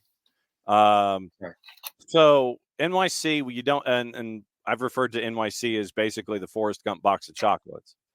You start out stumbling and falling all over yourself to a 1-4-2. Then you win 8 of 9. Then you lose a couple. Then you win a couple. And now you've hit each column. You're like, draw, loss. When you've seen NYC this year, what sticks in your brain from the early struggles to the changes to the successes to where they are right now in the Eastern Conference? What has the arc been like for NYC for you this year? I mean, I think it's a team that's it's the youngest team in the league, and I think that they show that, right? Like there's not an immaturity, but an inconsistency that you get from teams that are that young, right? So I think that's mostly what you see there. Like it's when they were playing well, it was an opportunity that they all, those 11 or 13, if you add in subs, were on the same page and they were playing well as a unit. But then you get some injuries in the mix, and maybe their depth isn't quite what they hope it to be. So I think that obviously affects then sort of the level that you're playing at. So, and their recent form is proof of that, right? They have, in their last 6, they've got 3 wins and 3 losses. So it's they're up and down like a Coney Island roller coaster. So,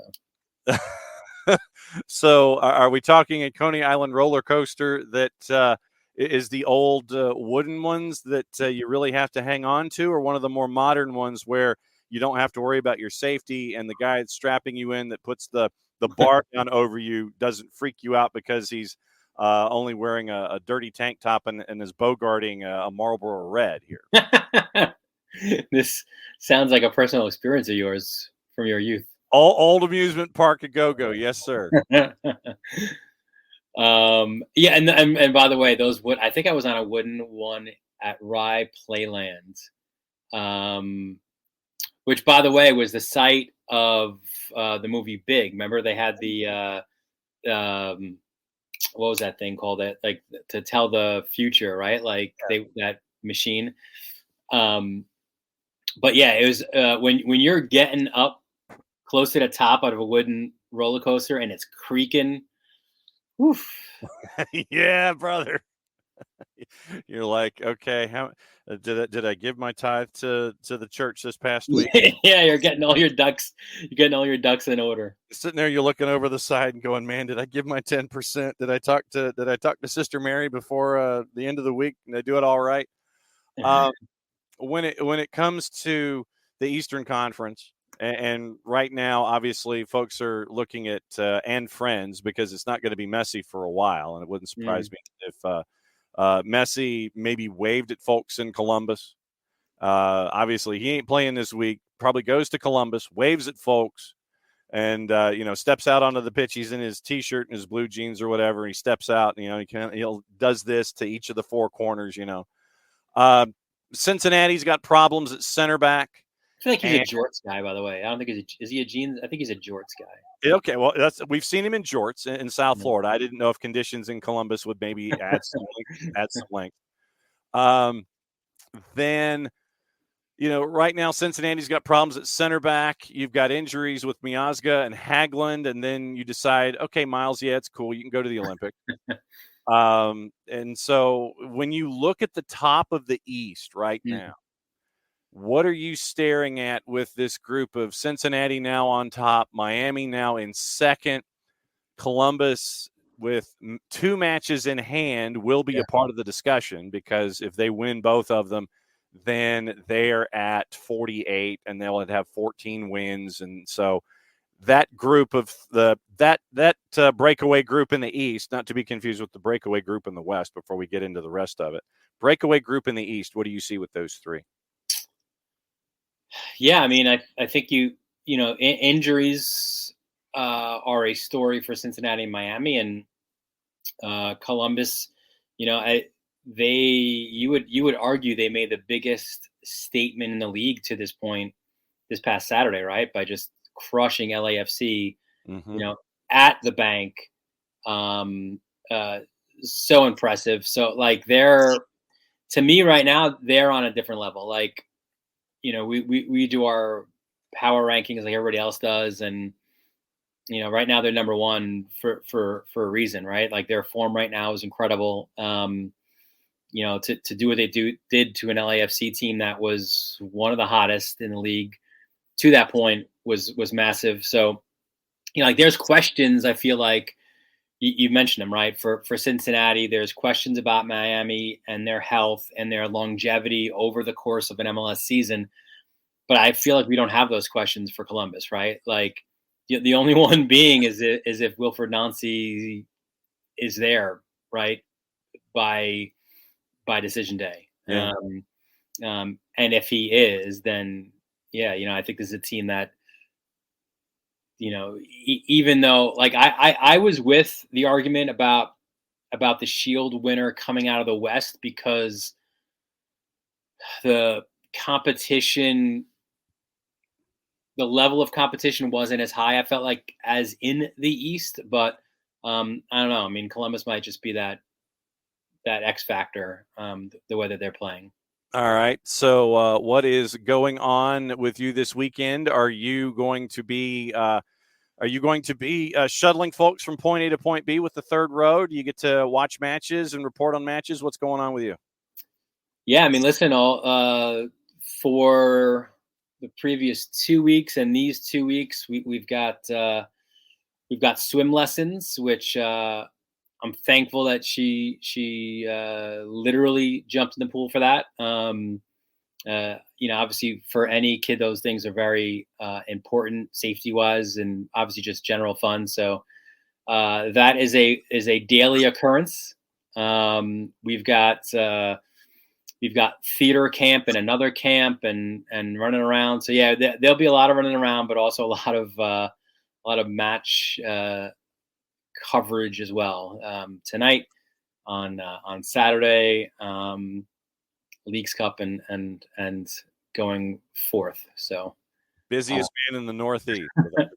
As always, my friend, welcome back. Great to see you. Yeah, thanks for the busiest summer that we've known to mankind. So we will catch up with you when we can grab the comet by the tail. And as always, you know that 10 o'clock Wednesday is yours when you can come and hang out. We'll catch up with you soon, my friend. Thanks for dropping by. Cheers. There he goes with his recommended daily allowance of dad, Dylan Butler. And so that means hot tag. And get this, we turned it into a handicap match. Nick and Jarrett dropping in. Good Lord. Exactly. Once again, there's a non-zero chance that Nick and I are actually related. We just haven't pinned this down yet, which would be great because that means I could, too, as well, find a way to apply for Italian citizenship if so. Paulding County ain't that big. Oh, man. Oh, I love it. Oh. Anyone who knows about the cotton gin is not meant for this world anyway. No. Correct. Yeah. We've been displaced. Yes. Yes. Eli Whitney discussions will be held. No, there was a restaurant. No. There was a restaurant where Jarrett and I largely grew up. There was a restaurant called the Cotton Gin, and it was like this weird. It was like in this weird half empty. Was it like it's like supposed to be some kind of like shopping center with shopping center or on something? 92. Yeah. Like, yeah, man, it was a stone's throw away from one of my favorite restaurants, but also a degenerate place called the Catfish Den. That is correct. Which was delicious. Like, you would go get like a couple pieces of fried catfish and the greasiest fries you've ever eaten in your life. Oh, wow. Ever. Like, Ever. The fries could have doubled for a noodle.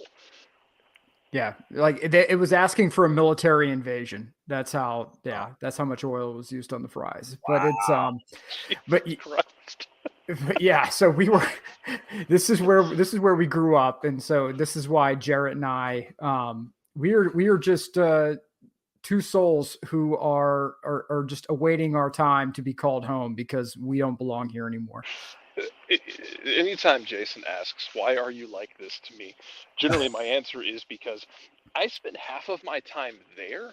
Yeah. And this is a more like niche thing for people who grew up in Southwest Cobb. The other half of my time was spent in Horseshoe Bend. Yes. Yeah. So. Yeah. Yeah. Why are you like this? Well, no. That's why. Well, those were the two places I was around. Growing up, like not being able to go home because a drug deal went bad in my driveway at night. Yeah. And then it's the weekend. I'll go out to my dad's house. Paulding County. Didn't expect to see you doing this. That's right. Yeah.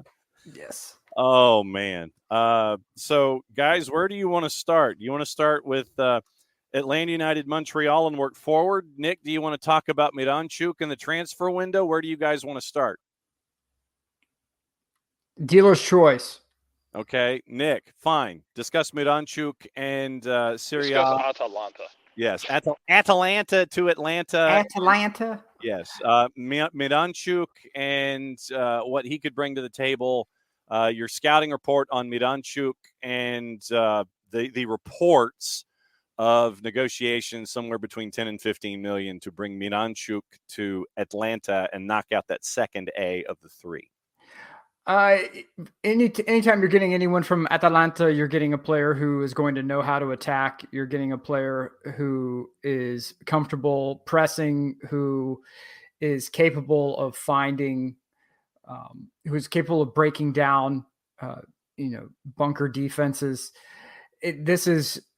I think largely should be a good deal. The only hesitation I have is anyone who's coming from Europe and their expectation of MLS and the level of quality here, I think catches a lot of people by surprise. I think that the travel aspect catches a lot of people by surprise. But from a pure player perspective, this should be a good deal. I know that there are people who may have issues with the fact that he's Russian. Just because he's Russian does not mean he is pro-Putin. It does not mean that he is pro-invasion. If he doesn't say anything, it is merely because he probably still has family that could be reached out and touched by bad actors. Mm-hmm. And it's much safer to keep your mouth shut. So if he does come here, I am pleading with local Atlanta media. Do not ask him about the invasion, the war, anything like that, because you may be looking for a nice quotable. He's trying to keep his family alive. And considering that there's a particular regime in a certain part of the world that enjoys throwing billionaires from 10-story, 20-story buildings, they would have no problems doing that to a soccer player's family as well. So please don't try to ask stupid questions like that should he come here. That's just my 2 cents. But from a pure player perspective, it should be a good transfer. And Jarrett, we were discussing with Tyler in hour number 1, the other two that were on the board, and Nick, you can button hook after this. You had stumbled across Jarrett, Cristaldo, and Gremio, and then yesterday afternoon, Gianluca Di Marzio came in with yet another thought that Udinese might be interested in Bartosz Slisz. But Jarrett, since you were the one that brought Gremio and Cristaldo to the table. So the group, again, we always check our sources. We always, this is not like a we as in we do it, so you don't have to. No, you should do it as well. Check your sources on these things. The Cristaldo Gremio thing, I don't like it. It kind of fits into what Carlos Bocanegra mentioned when we talked to him before the Indy 11 game, is that they're talking to a bunch of different people. You're going to get rumors that pop up like this, and it sounds like he wants more money. Yeah. Gremio might not be willing to give it to him right now, and his agent might have said, well, if you're not going to pay it, then we're going to find somebody who will, and might have just started floating clubs out there to try and put the pressure on them. Right. It could be something to it. There could be nothing to it, and it could be his agent doing agent things. Like, it could be either one of those things. And I understand that we are in a very, it's hard out here for an Atlanta United fan right now. Yeah. It sucks this year. You had a lot of expectations going into 2024, and they were not met. You've lost 3 key pieces, including a homegrown, and it sucks. I'm prefacing this to say that on the world stage, it's still a big name.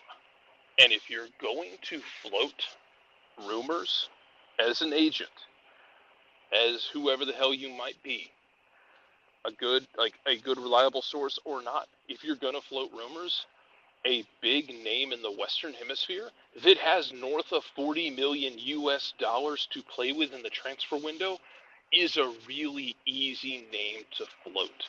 Yeah. It will draw attention. It will draw content. It will draw interaction. And engagement farming is a real damn thing. I swear to God, y'all.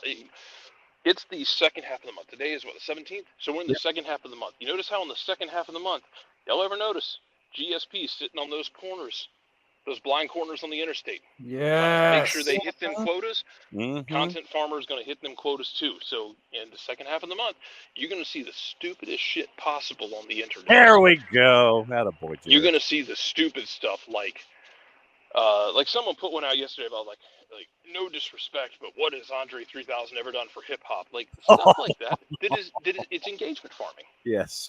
It is rage baiting engagement farming. You're going to get that because it's the second half of the month and they're going to hit their quotas. Atlanta is still a name, and with that much money, no matter how you're feeling about this season, that outside of Atlanta, it is an easy name to throw around. So we'll see. Sounds like he wants more money. Sounds like Gremio doesn't want to give it to him. Maybe they're playing hardball. Maybe he does want out. Maybe the agent's just trying to strike up something. Gremio, I think, said in the tweet report was basically they don't want to sell. They don't have any interest in selling. I imagine it would be for a lot of money if he did move. And then, if I'm not mistaken, Udinese's manager is now who used to be either the Polish manager or the manager at Legia. And might just want him back. Might have really liked Bartok and said, hey, I'm somewhere else now. I have more money to play with. You want to come back to me? Mm-hmm. I mean, could be that simple. I don't know. Yeah, not to mention that for Bartok, you're talking about being, if you go to Udinese, you're talking about being in Northeast Italy. Beautiful, beautiful, underrated part of Italy. I mean, yeah. So it's something where if you are a player looking to get back to Europe, there are far worse places you could go. Udinese has had a bit of a challenge lately. They had Fabio Cannavaro as the manager before. They let him go. Cannavaro is still saying he did positive things for Udinese, but this is a club that's in a bit of turmoil at the moment. They need to get back to winning ways. They need to acquire players to do that, and if Bartok wants to make that trip, I don't like using the word tank in MLS because there's really no damn point to tanking. Right. But I will say that if you are trying to transfer players out and you're trying to boost money coming in, it ain't no time like the present. So if Bartok wants to go, baby, let us know sooner than later so we can get you out. Yeah, and player interest does have to matter here, to Nick's point. Like, if he wants to go, if he's like, hey, I came here, it's been a tough year, I don't like it as much as I liked being there, I liked playing with that coach. Hey, Udinese, you want to give me my money back from the Legia deal? Let's come to the table, we can break bread. I don't love the idea of somebody coming in, spending 6 months and leaving again. It sucks because it's so hard to have any continuity in that situation. But if it's something he wants, if there's legs to that rumor. Sorry, the cicadas are joining me this morning. I don't know why. They like you. I hate cicadas with a passion. But if that's where it goes, then so be it. And shout out as well to, I don't know why, after the first sacking of Rome, Cincinnatus insisted on rebuilding Rome where it stood. When, after the first sacking, they talked about going to the Northeast and rebuilding. And you could have had like the heart of the empire in northeastern Italy, which is a beautiful area. Cincinnatus dropped the ball on that. Great leader.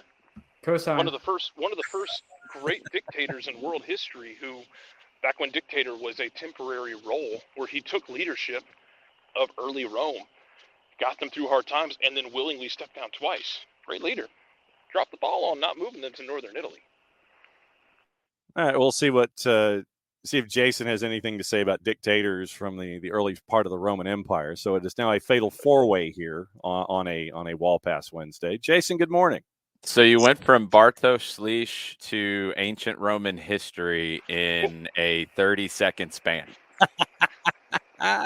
This is what we bring. Jason asks why I'm like this, you already heard. No, I didn't ask. No. I just made a before. statement. I didn't ask. I know better than to ask anymore why you're like this. No, but we were saying Northeast Italy is a beautiful place. I'm not disagreeing with that. I'll back up to the soccer portion of this, and I'm with you. You don't want to have guys regularly come for 6 months and then go, but when any team in the world is not getting the results that they thought they were going to get, then rosters change. This is a Serie A conversation. This is a Premier League conversation. This is a Brazilian Serie A conversation. It's every league in the world. And the idea of building continuity is, I'm with you when it's working.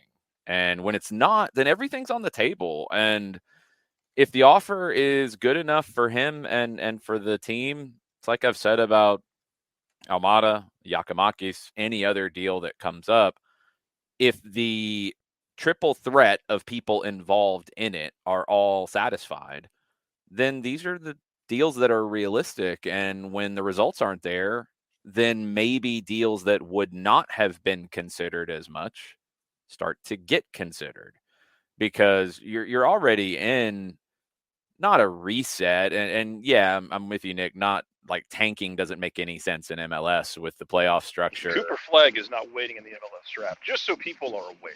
Like, it doesn't. This isn't the NBA where you can build around somebody in the draft. Yeah. You tank in leagues where you get a higher draft pick that can radically change your future. That doesn't happen in Major League Soccer, so there's no benefit.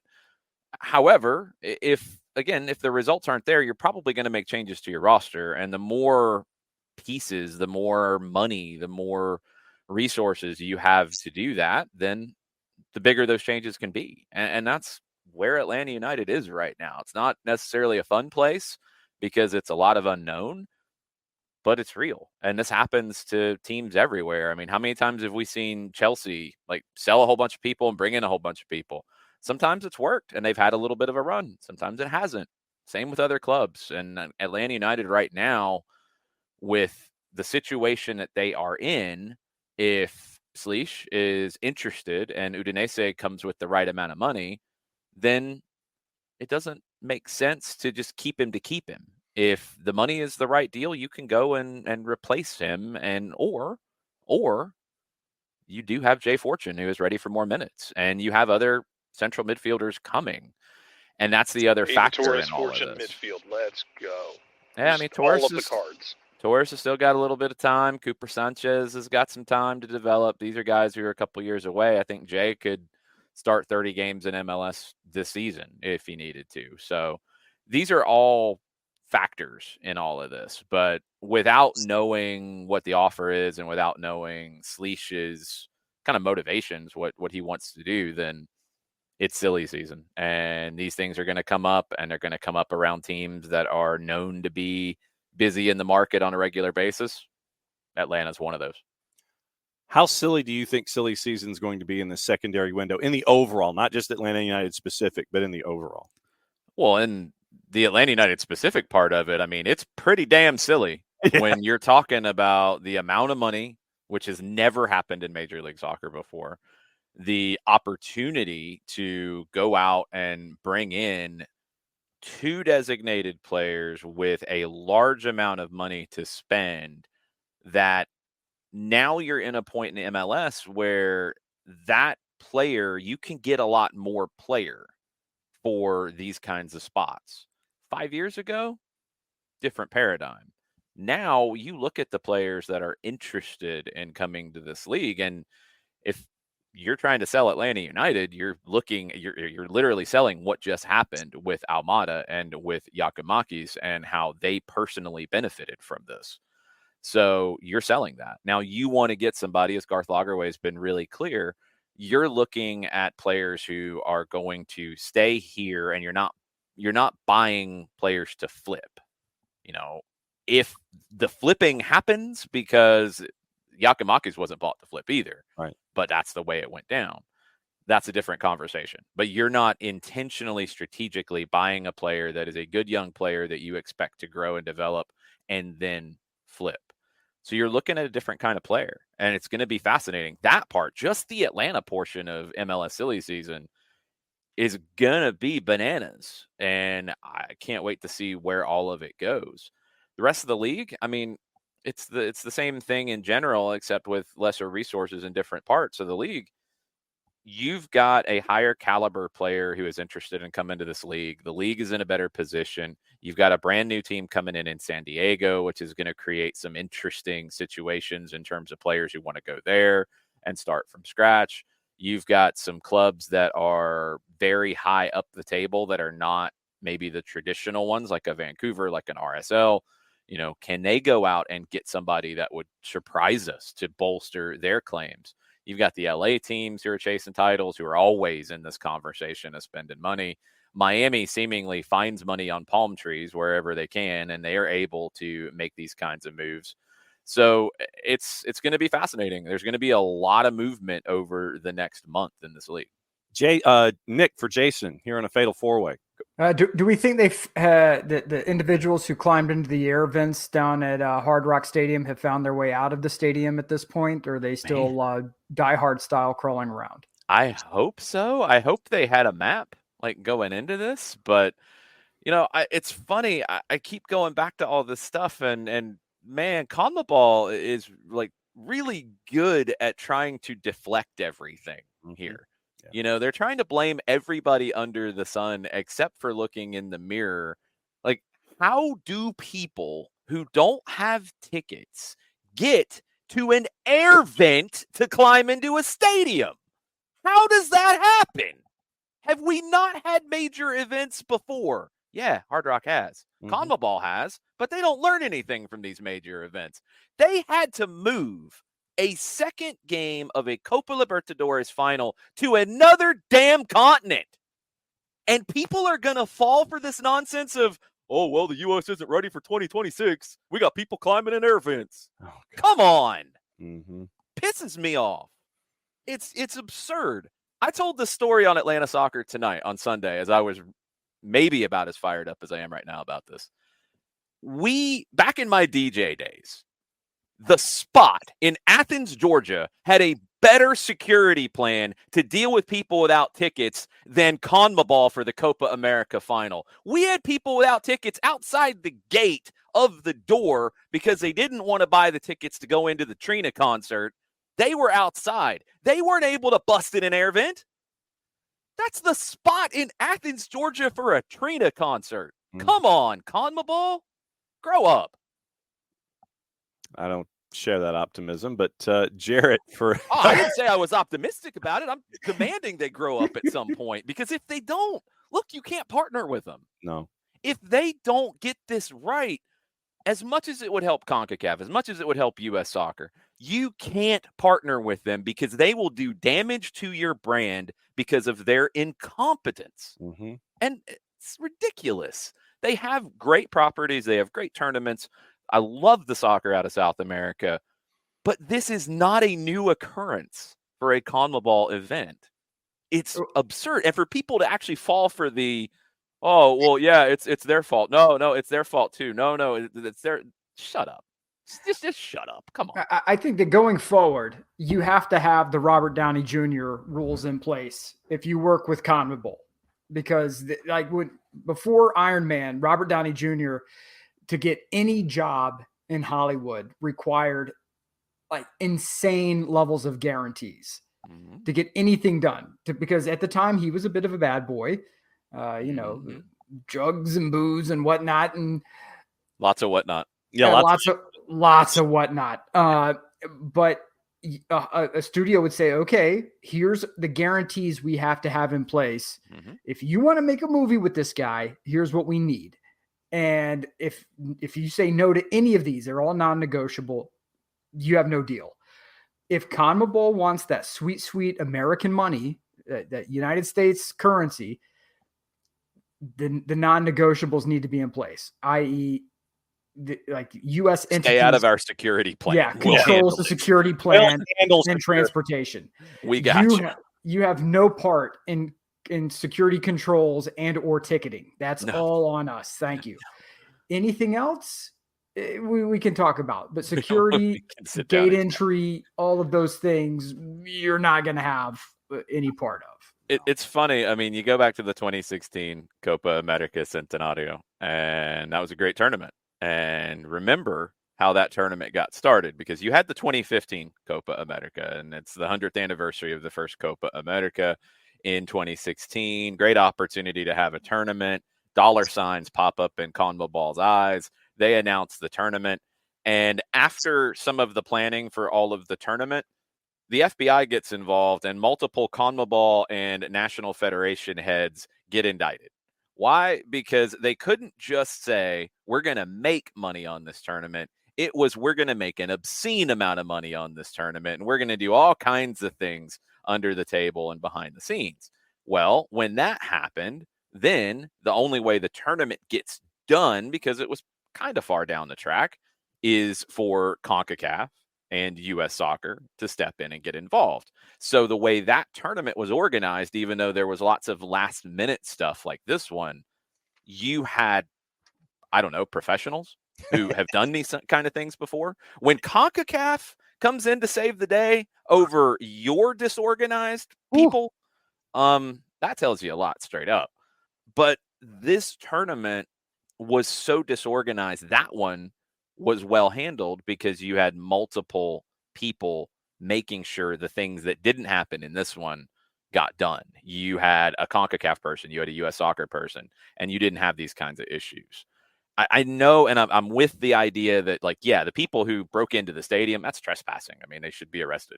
There's no way around that.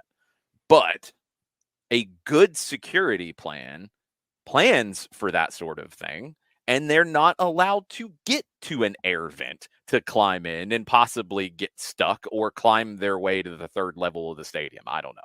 Like, it's just ridiculous that some have fallen for it and others are weaponizing it to try to create narratives about the U.S. not being able to handle 2026. I've said it multiple times. I'll say it again. FIFA is already talking to venues about security for 2026. Now, I can guarantee you that CONMEBOL did not do that 2 years out. I can guarantee you that. I don't know if they did it 2 months out. Yeah. It's ridiculous that this is even a conversation. And it's very sad that because of this, where CONMEBOL made the money on this tournament, they made a lot of money. there's some serious questions about how tickets got allocated and how so many ended up on the secondary market, maybe didn't make it to the primary market. Lots of conversations. Again, go back and read the indictments about 2016. Yep. This isn't new. So this tournament made a lot of money for CONMEBOL, but it gave U.S. soccer a black eye that they didn't deserve in any of this. And it won't happen with 2026. FIFA is not going to allow it to happen. FIFA obviously wants to make a lot of money like CONMEBOL does. They have that in common, but FIFA understands the integrity of managing their brand and not allowing things like this to happen on their watch. They'll do other things that, you don't necessarily like, but this is something that they're not going to allow a tournament to be marred by what we saw on Sunday night. Jarrett in the Fatal 4-Way with Jason. What's on your mind? I'm going to cheat and ask two things. One that's a quick one. Okay. How much fun is the legal battle between Stephen Ross and CONMEBOL going to be? It's going to be a lot of fun. A lot of lawyers are going to make a lot of money. Stephen Ross is going to have fun with this one for sure. Yeah. I want to see that one get moved to different courts around North and South America, Ooh. like where in the world is Carmen Sandiego? I mean, you're going to have so many different lawsuits because anybody who bought tickets, like, you're going to have people who legitimately did not get in after having tickets because of situations. But then you're going to have people who did get in, but there's no way to know that their ticket was scanned or it just wasn't scanned because of the failures in security. And people have taken shots at Hard Rock on that. Hard Rock made the right decision. For anybody who's been in an event kind of situation like that, because of their initial screw up with allowing unticketed fans to get that close, you had two risks that then materialized. You had the issue with people getting crushed up against the gates because you tried to close the gates to get a proper ticketing process. So you could not have that. That is a public safety issue. And you also can't cancel the event or stop it any longer than you did because you run the risk of a riot with people who are in the building. So they had to bite the bullet and just let people in to get them out of the crush situation and to prevent any potential rioting situation. I'm sure, from people who are Ticketmaster and ticketing at the stadium, there were a lot of people in that building that weren't scanned. And there were a lot of people who were in the building with tickets that were not scanned. And there were a lot of people who did not have tickets and got in and were not scanned. But you had to do it. So, like, Stephen Ross is going to sue over that. People who had tickets and didn't get in are going to sue over that. People who actually are lying and got in and didn't have their tickets scanned are going to sue. Like, CONMEBOL, all the money they made, they better not spend it. They better put it to the side. Mm-hmm. Yeah, I agree. And it was impressive how many people who have clearly never worked in event or facility management like to pretend they know what they're talking about on social media, because social media, if nothing else, gives people the impression that they know something about something. Anyway, man, I had a beer bottle thrown at my head at that Trina concert I was talking about from people who were outside the security perimeter and didn't like being out there. They couldn't get to the door. They couldn't get their hands on anybody, but they had a beer bottle that they chucked over my head and smashed on the wall in front of me. It's a lively crowd. It's a lively crowd. CONMEBOL and Trina concerts are lively crowds. So my other question, as we'll kind of bring this, I guess we'll try and lasso this back to sanity, is tonight, New York City coming into town, looking at what New York City has. I know it's a team this year that I personally thought Nick Cushing would be one of the first guys on the hot seat this season. They've stabilized everything. They've had some good results. What is it about NYC? What do they do so well that has helped them stabilize? It's a good defensive team. I mean, Matt Freese has finally become the number one that I think everybody thought he would be when he signed there last year. But Luis Barraza beat him out, and then Freese got the job late in the year. He's a very good goalkeeper. You have a good back line. Thiago Martins is a very, very good center back. You have a lot of guys who are not super well known that form a very good defense, top 10 defense in the league. You got a good midfield. The last match they played a 3-man midfield with Sands and Parks and Pereira. Sands is out due to yellow card accumulation tonight. but that's a very stable midfield. I think the next step for them is to, outside of that back seven, when they're in a 4-3-3 that is good and robust and stable, you've got to get a little bit more going forward. And, Tyler Magno is on the outside looking in with this team. I don't know. It's hard to say with him because we've seen flashes of very, very good things, but we haven't seen it for long periods of time. So I don't know if Cushing is wrong in not giving him more opportunities. Santiago Rodriguez is outstanding. The question that I have about their big picture is when you do that 3-man midfield, and they might not tonight with Sands being out, it might be 2 holding and Santiago Rodriguez in front. Rodriguez is better as a true 10. I think he's one of the most talented players in the league. When he's wide, he's not as effective. He can be effective because he's going to kind of gravitate to the middle and try to create mismatches in situations like that. Diego Luna did a great job of it at RSL. Carlos Heel has done that for years. It can be done. I don't think it's Rodriguez's best spot. I think you're best with 2 holding midfielders behind him and let him cook with 3 in front. Right now, or at least in the last match, they didn't do that. So they've got to find a way to be as good defensively, but get Rodriguez in a number 10 spot, and then figure out that winger role. And do you turn back to Tyler Magno? Do you turn to one of the other players that haven't been able to really grab that spot and make it their own? That's the next level conversation for NYC. But Cushing did what I think a lot of managers in his situation would do. Went back to basics a little bit, solidified the back line, solidified the defensive side of the team, and you'll get to the attacking side once you get that solidified. And this past match is a prime example. It's not flashy, but you're getting results. In some of these games where you're not great, you're not losing the match. You're getting something out of it. And I think they've kind of bought into that mentality right now. So they're just a hard team to beat. They're not the best team in getting 3 points themselves, but it's not easy to get 3 points against them. And it's funny you say that because I was talking with somebody at halftime of the Montreal match for Atlanta, where I was like, oh, that was a grim 45. Like, right now you're in survival mode. I would have been fine with a 0-0 draw on the road in Montreal just to get positive momentum and just to have something to run with coming forward and play out a gritty road draw that far away from home. Yeah. How do you turn around and do it at home? I know it's in MLS, you're expected more to be on the front foot at home. How do you find that balance if you're Atlanta? Yeah, it's tough. It's something that I feel like all the different soccer that I get involved in, I always find common threads between them, whether we're talking Euros, Copa America, whether we're talking WPSL, summer league teams, what have you, college teams, high school teams. There's always threads that pop up. It's funny how that happens. Maybe it's just something you see at one place and you start to notice it in other spots. Expectation is something that I keep coming back to right now, and it started with the U.S. men's national team, where I've felt that the toxicity in the fan base online is because the expectations don't actually match the reality.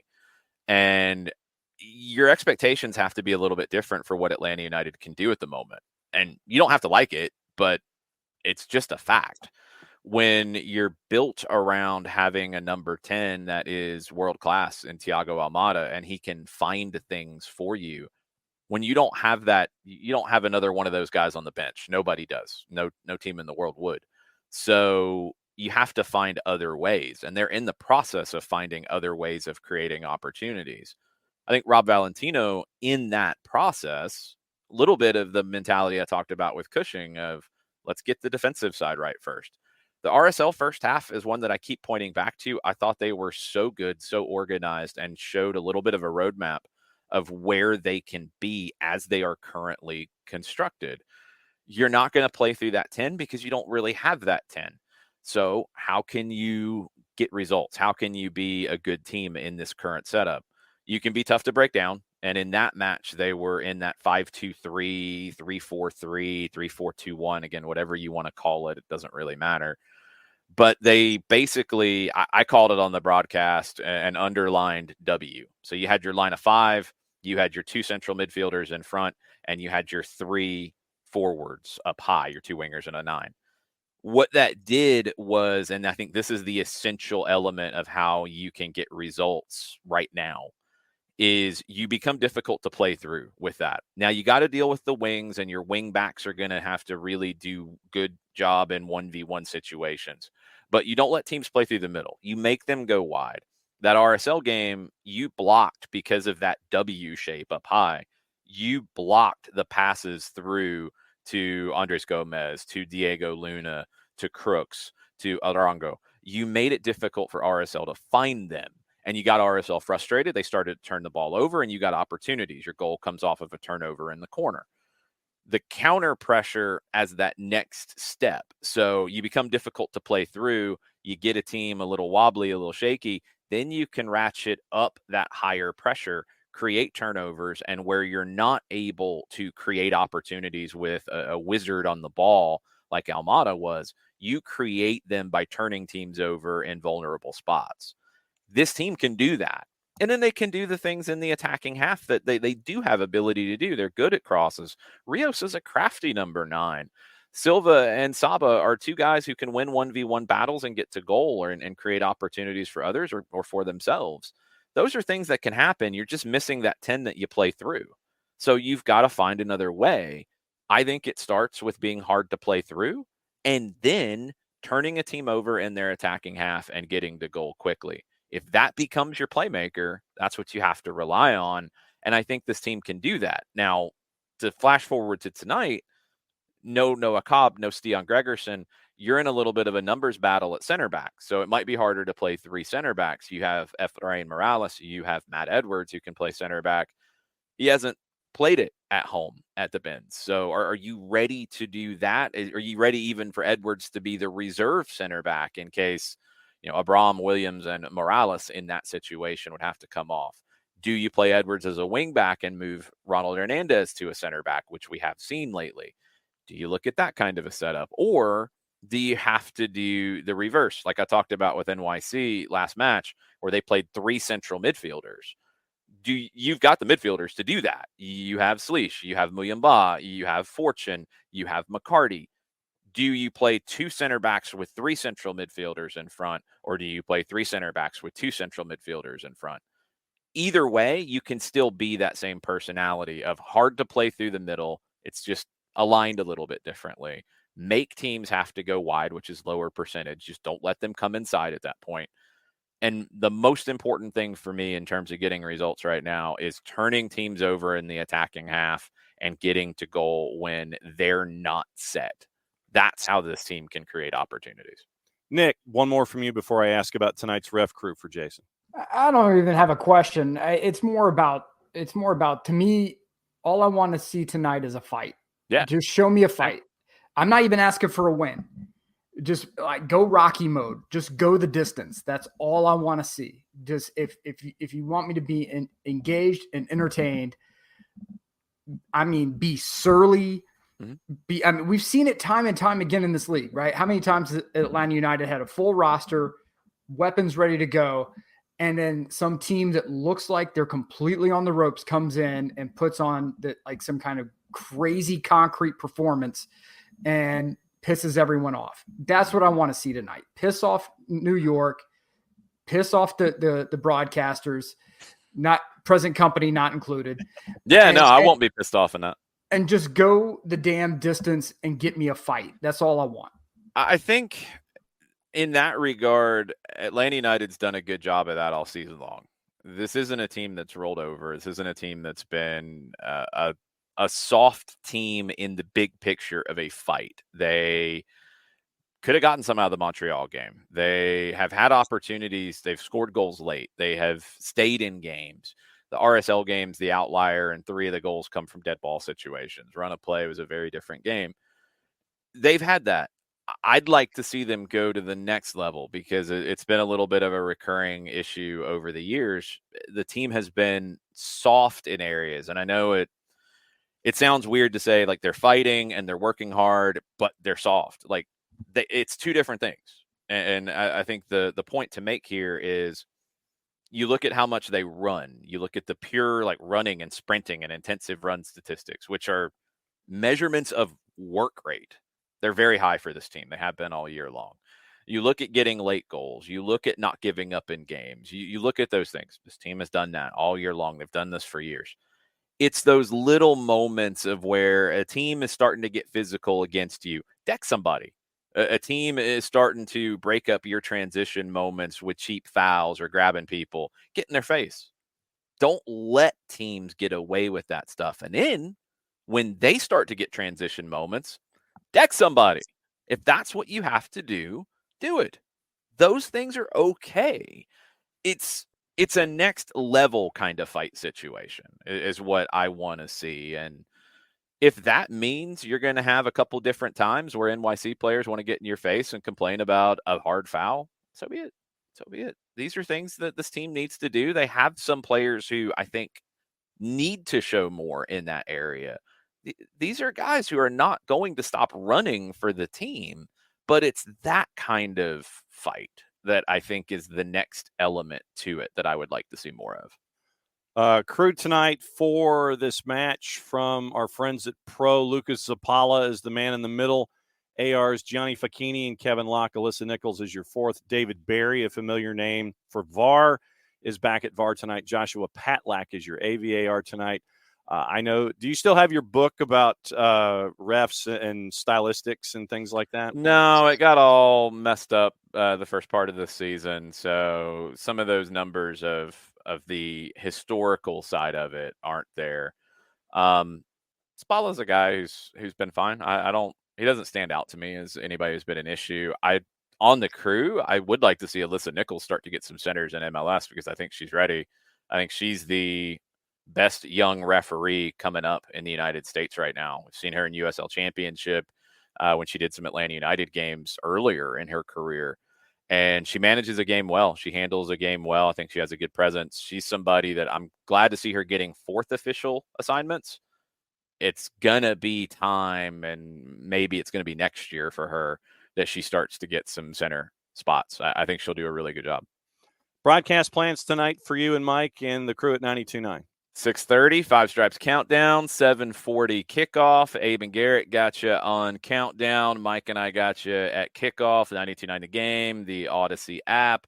You can always listen for the home games on Apple TV, MLS Season Pass. You go to the audio option, usually after the anthem, so 7:35-ish, and go to the audio option and choose Home Team Radio, and we should be there. Sometimes they don't always toggle it in straight away. I mean, it's being fed to them. Things are plugged in. Like, trust me, it's there. It's just them flipping the switch and getting that up and going. Sometimes they might hit it a little bit later. So if it's not there right at kick, go back out and come back into it, and it will pop up for you. All right. So Alyssa held up the fourth. She held up the light board, and we've gone past the appointed minutes tonight, but I thought it was important just to I was rambling about CONMEBOL for the 57th time. I'm sorry. Nothing wrong with that. No, shoot. They 11 make me angry. 11:05 for us Eastern time is kind of like formations in soccer. It's a loose construct. And so we go past 11:05. I don't care. Back at it again tomorrow. We're going to catch up with Willie Davis from the North Carolina Courage U23s playing for a national championship in USLW. That's at 9:15. And then hour number 2 is the Nino and Nico show. Nino Torres joining us at 10 to talk about Danubio and Nacional being a 6-0 blowout on the weekend that he got to call, plus everything Copa, and Nico with everything going on with him on the West Coast. So we'll be back. Some of us will be back later tonight to talk about Atlanta United on the air. The rest of us will be back here in a little less than 22 hours to discuss stuff about everything going on with Atlanta United. There's your outro slide to follow us on all of our social medias. We're out. We'll see you in 22, and we'll see you at the Benz tonight.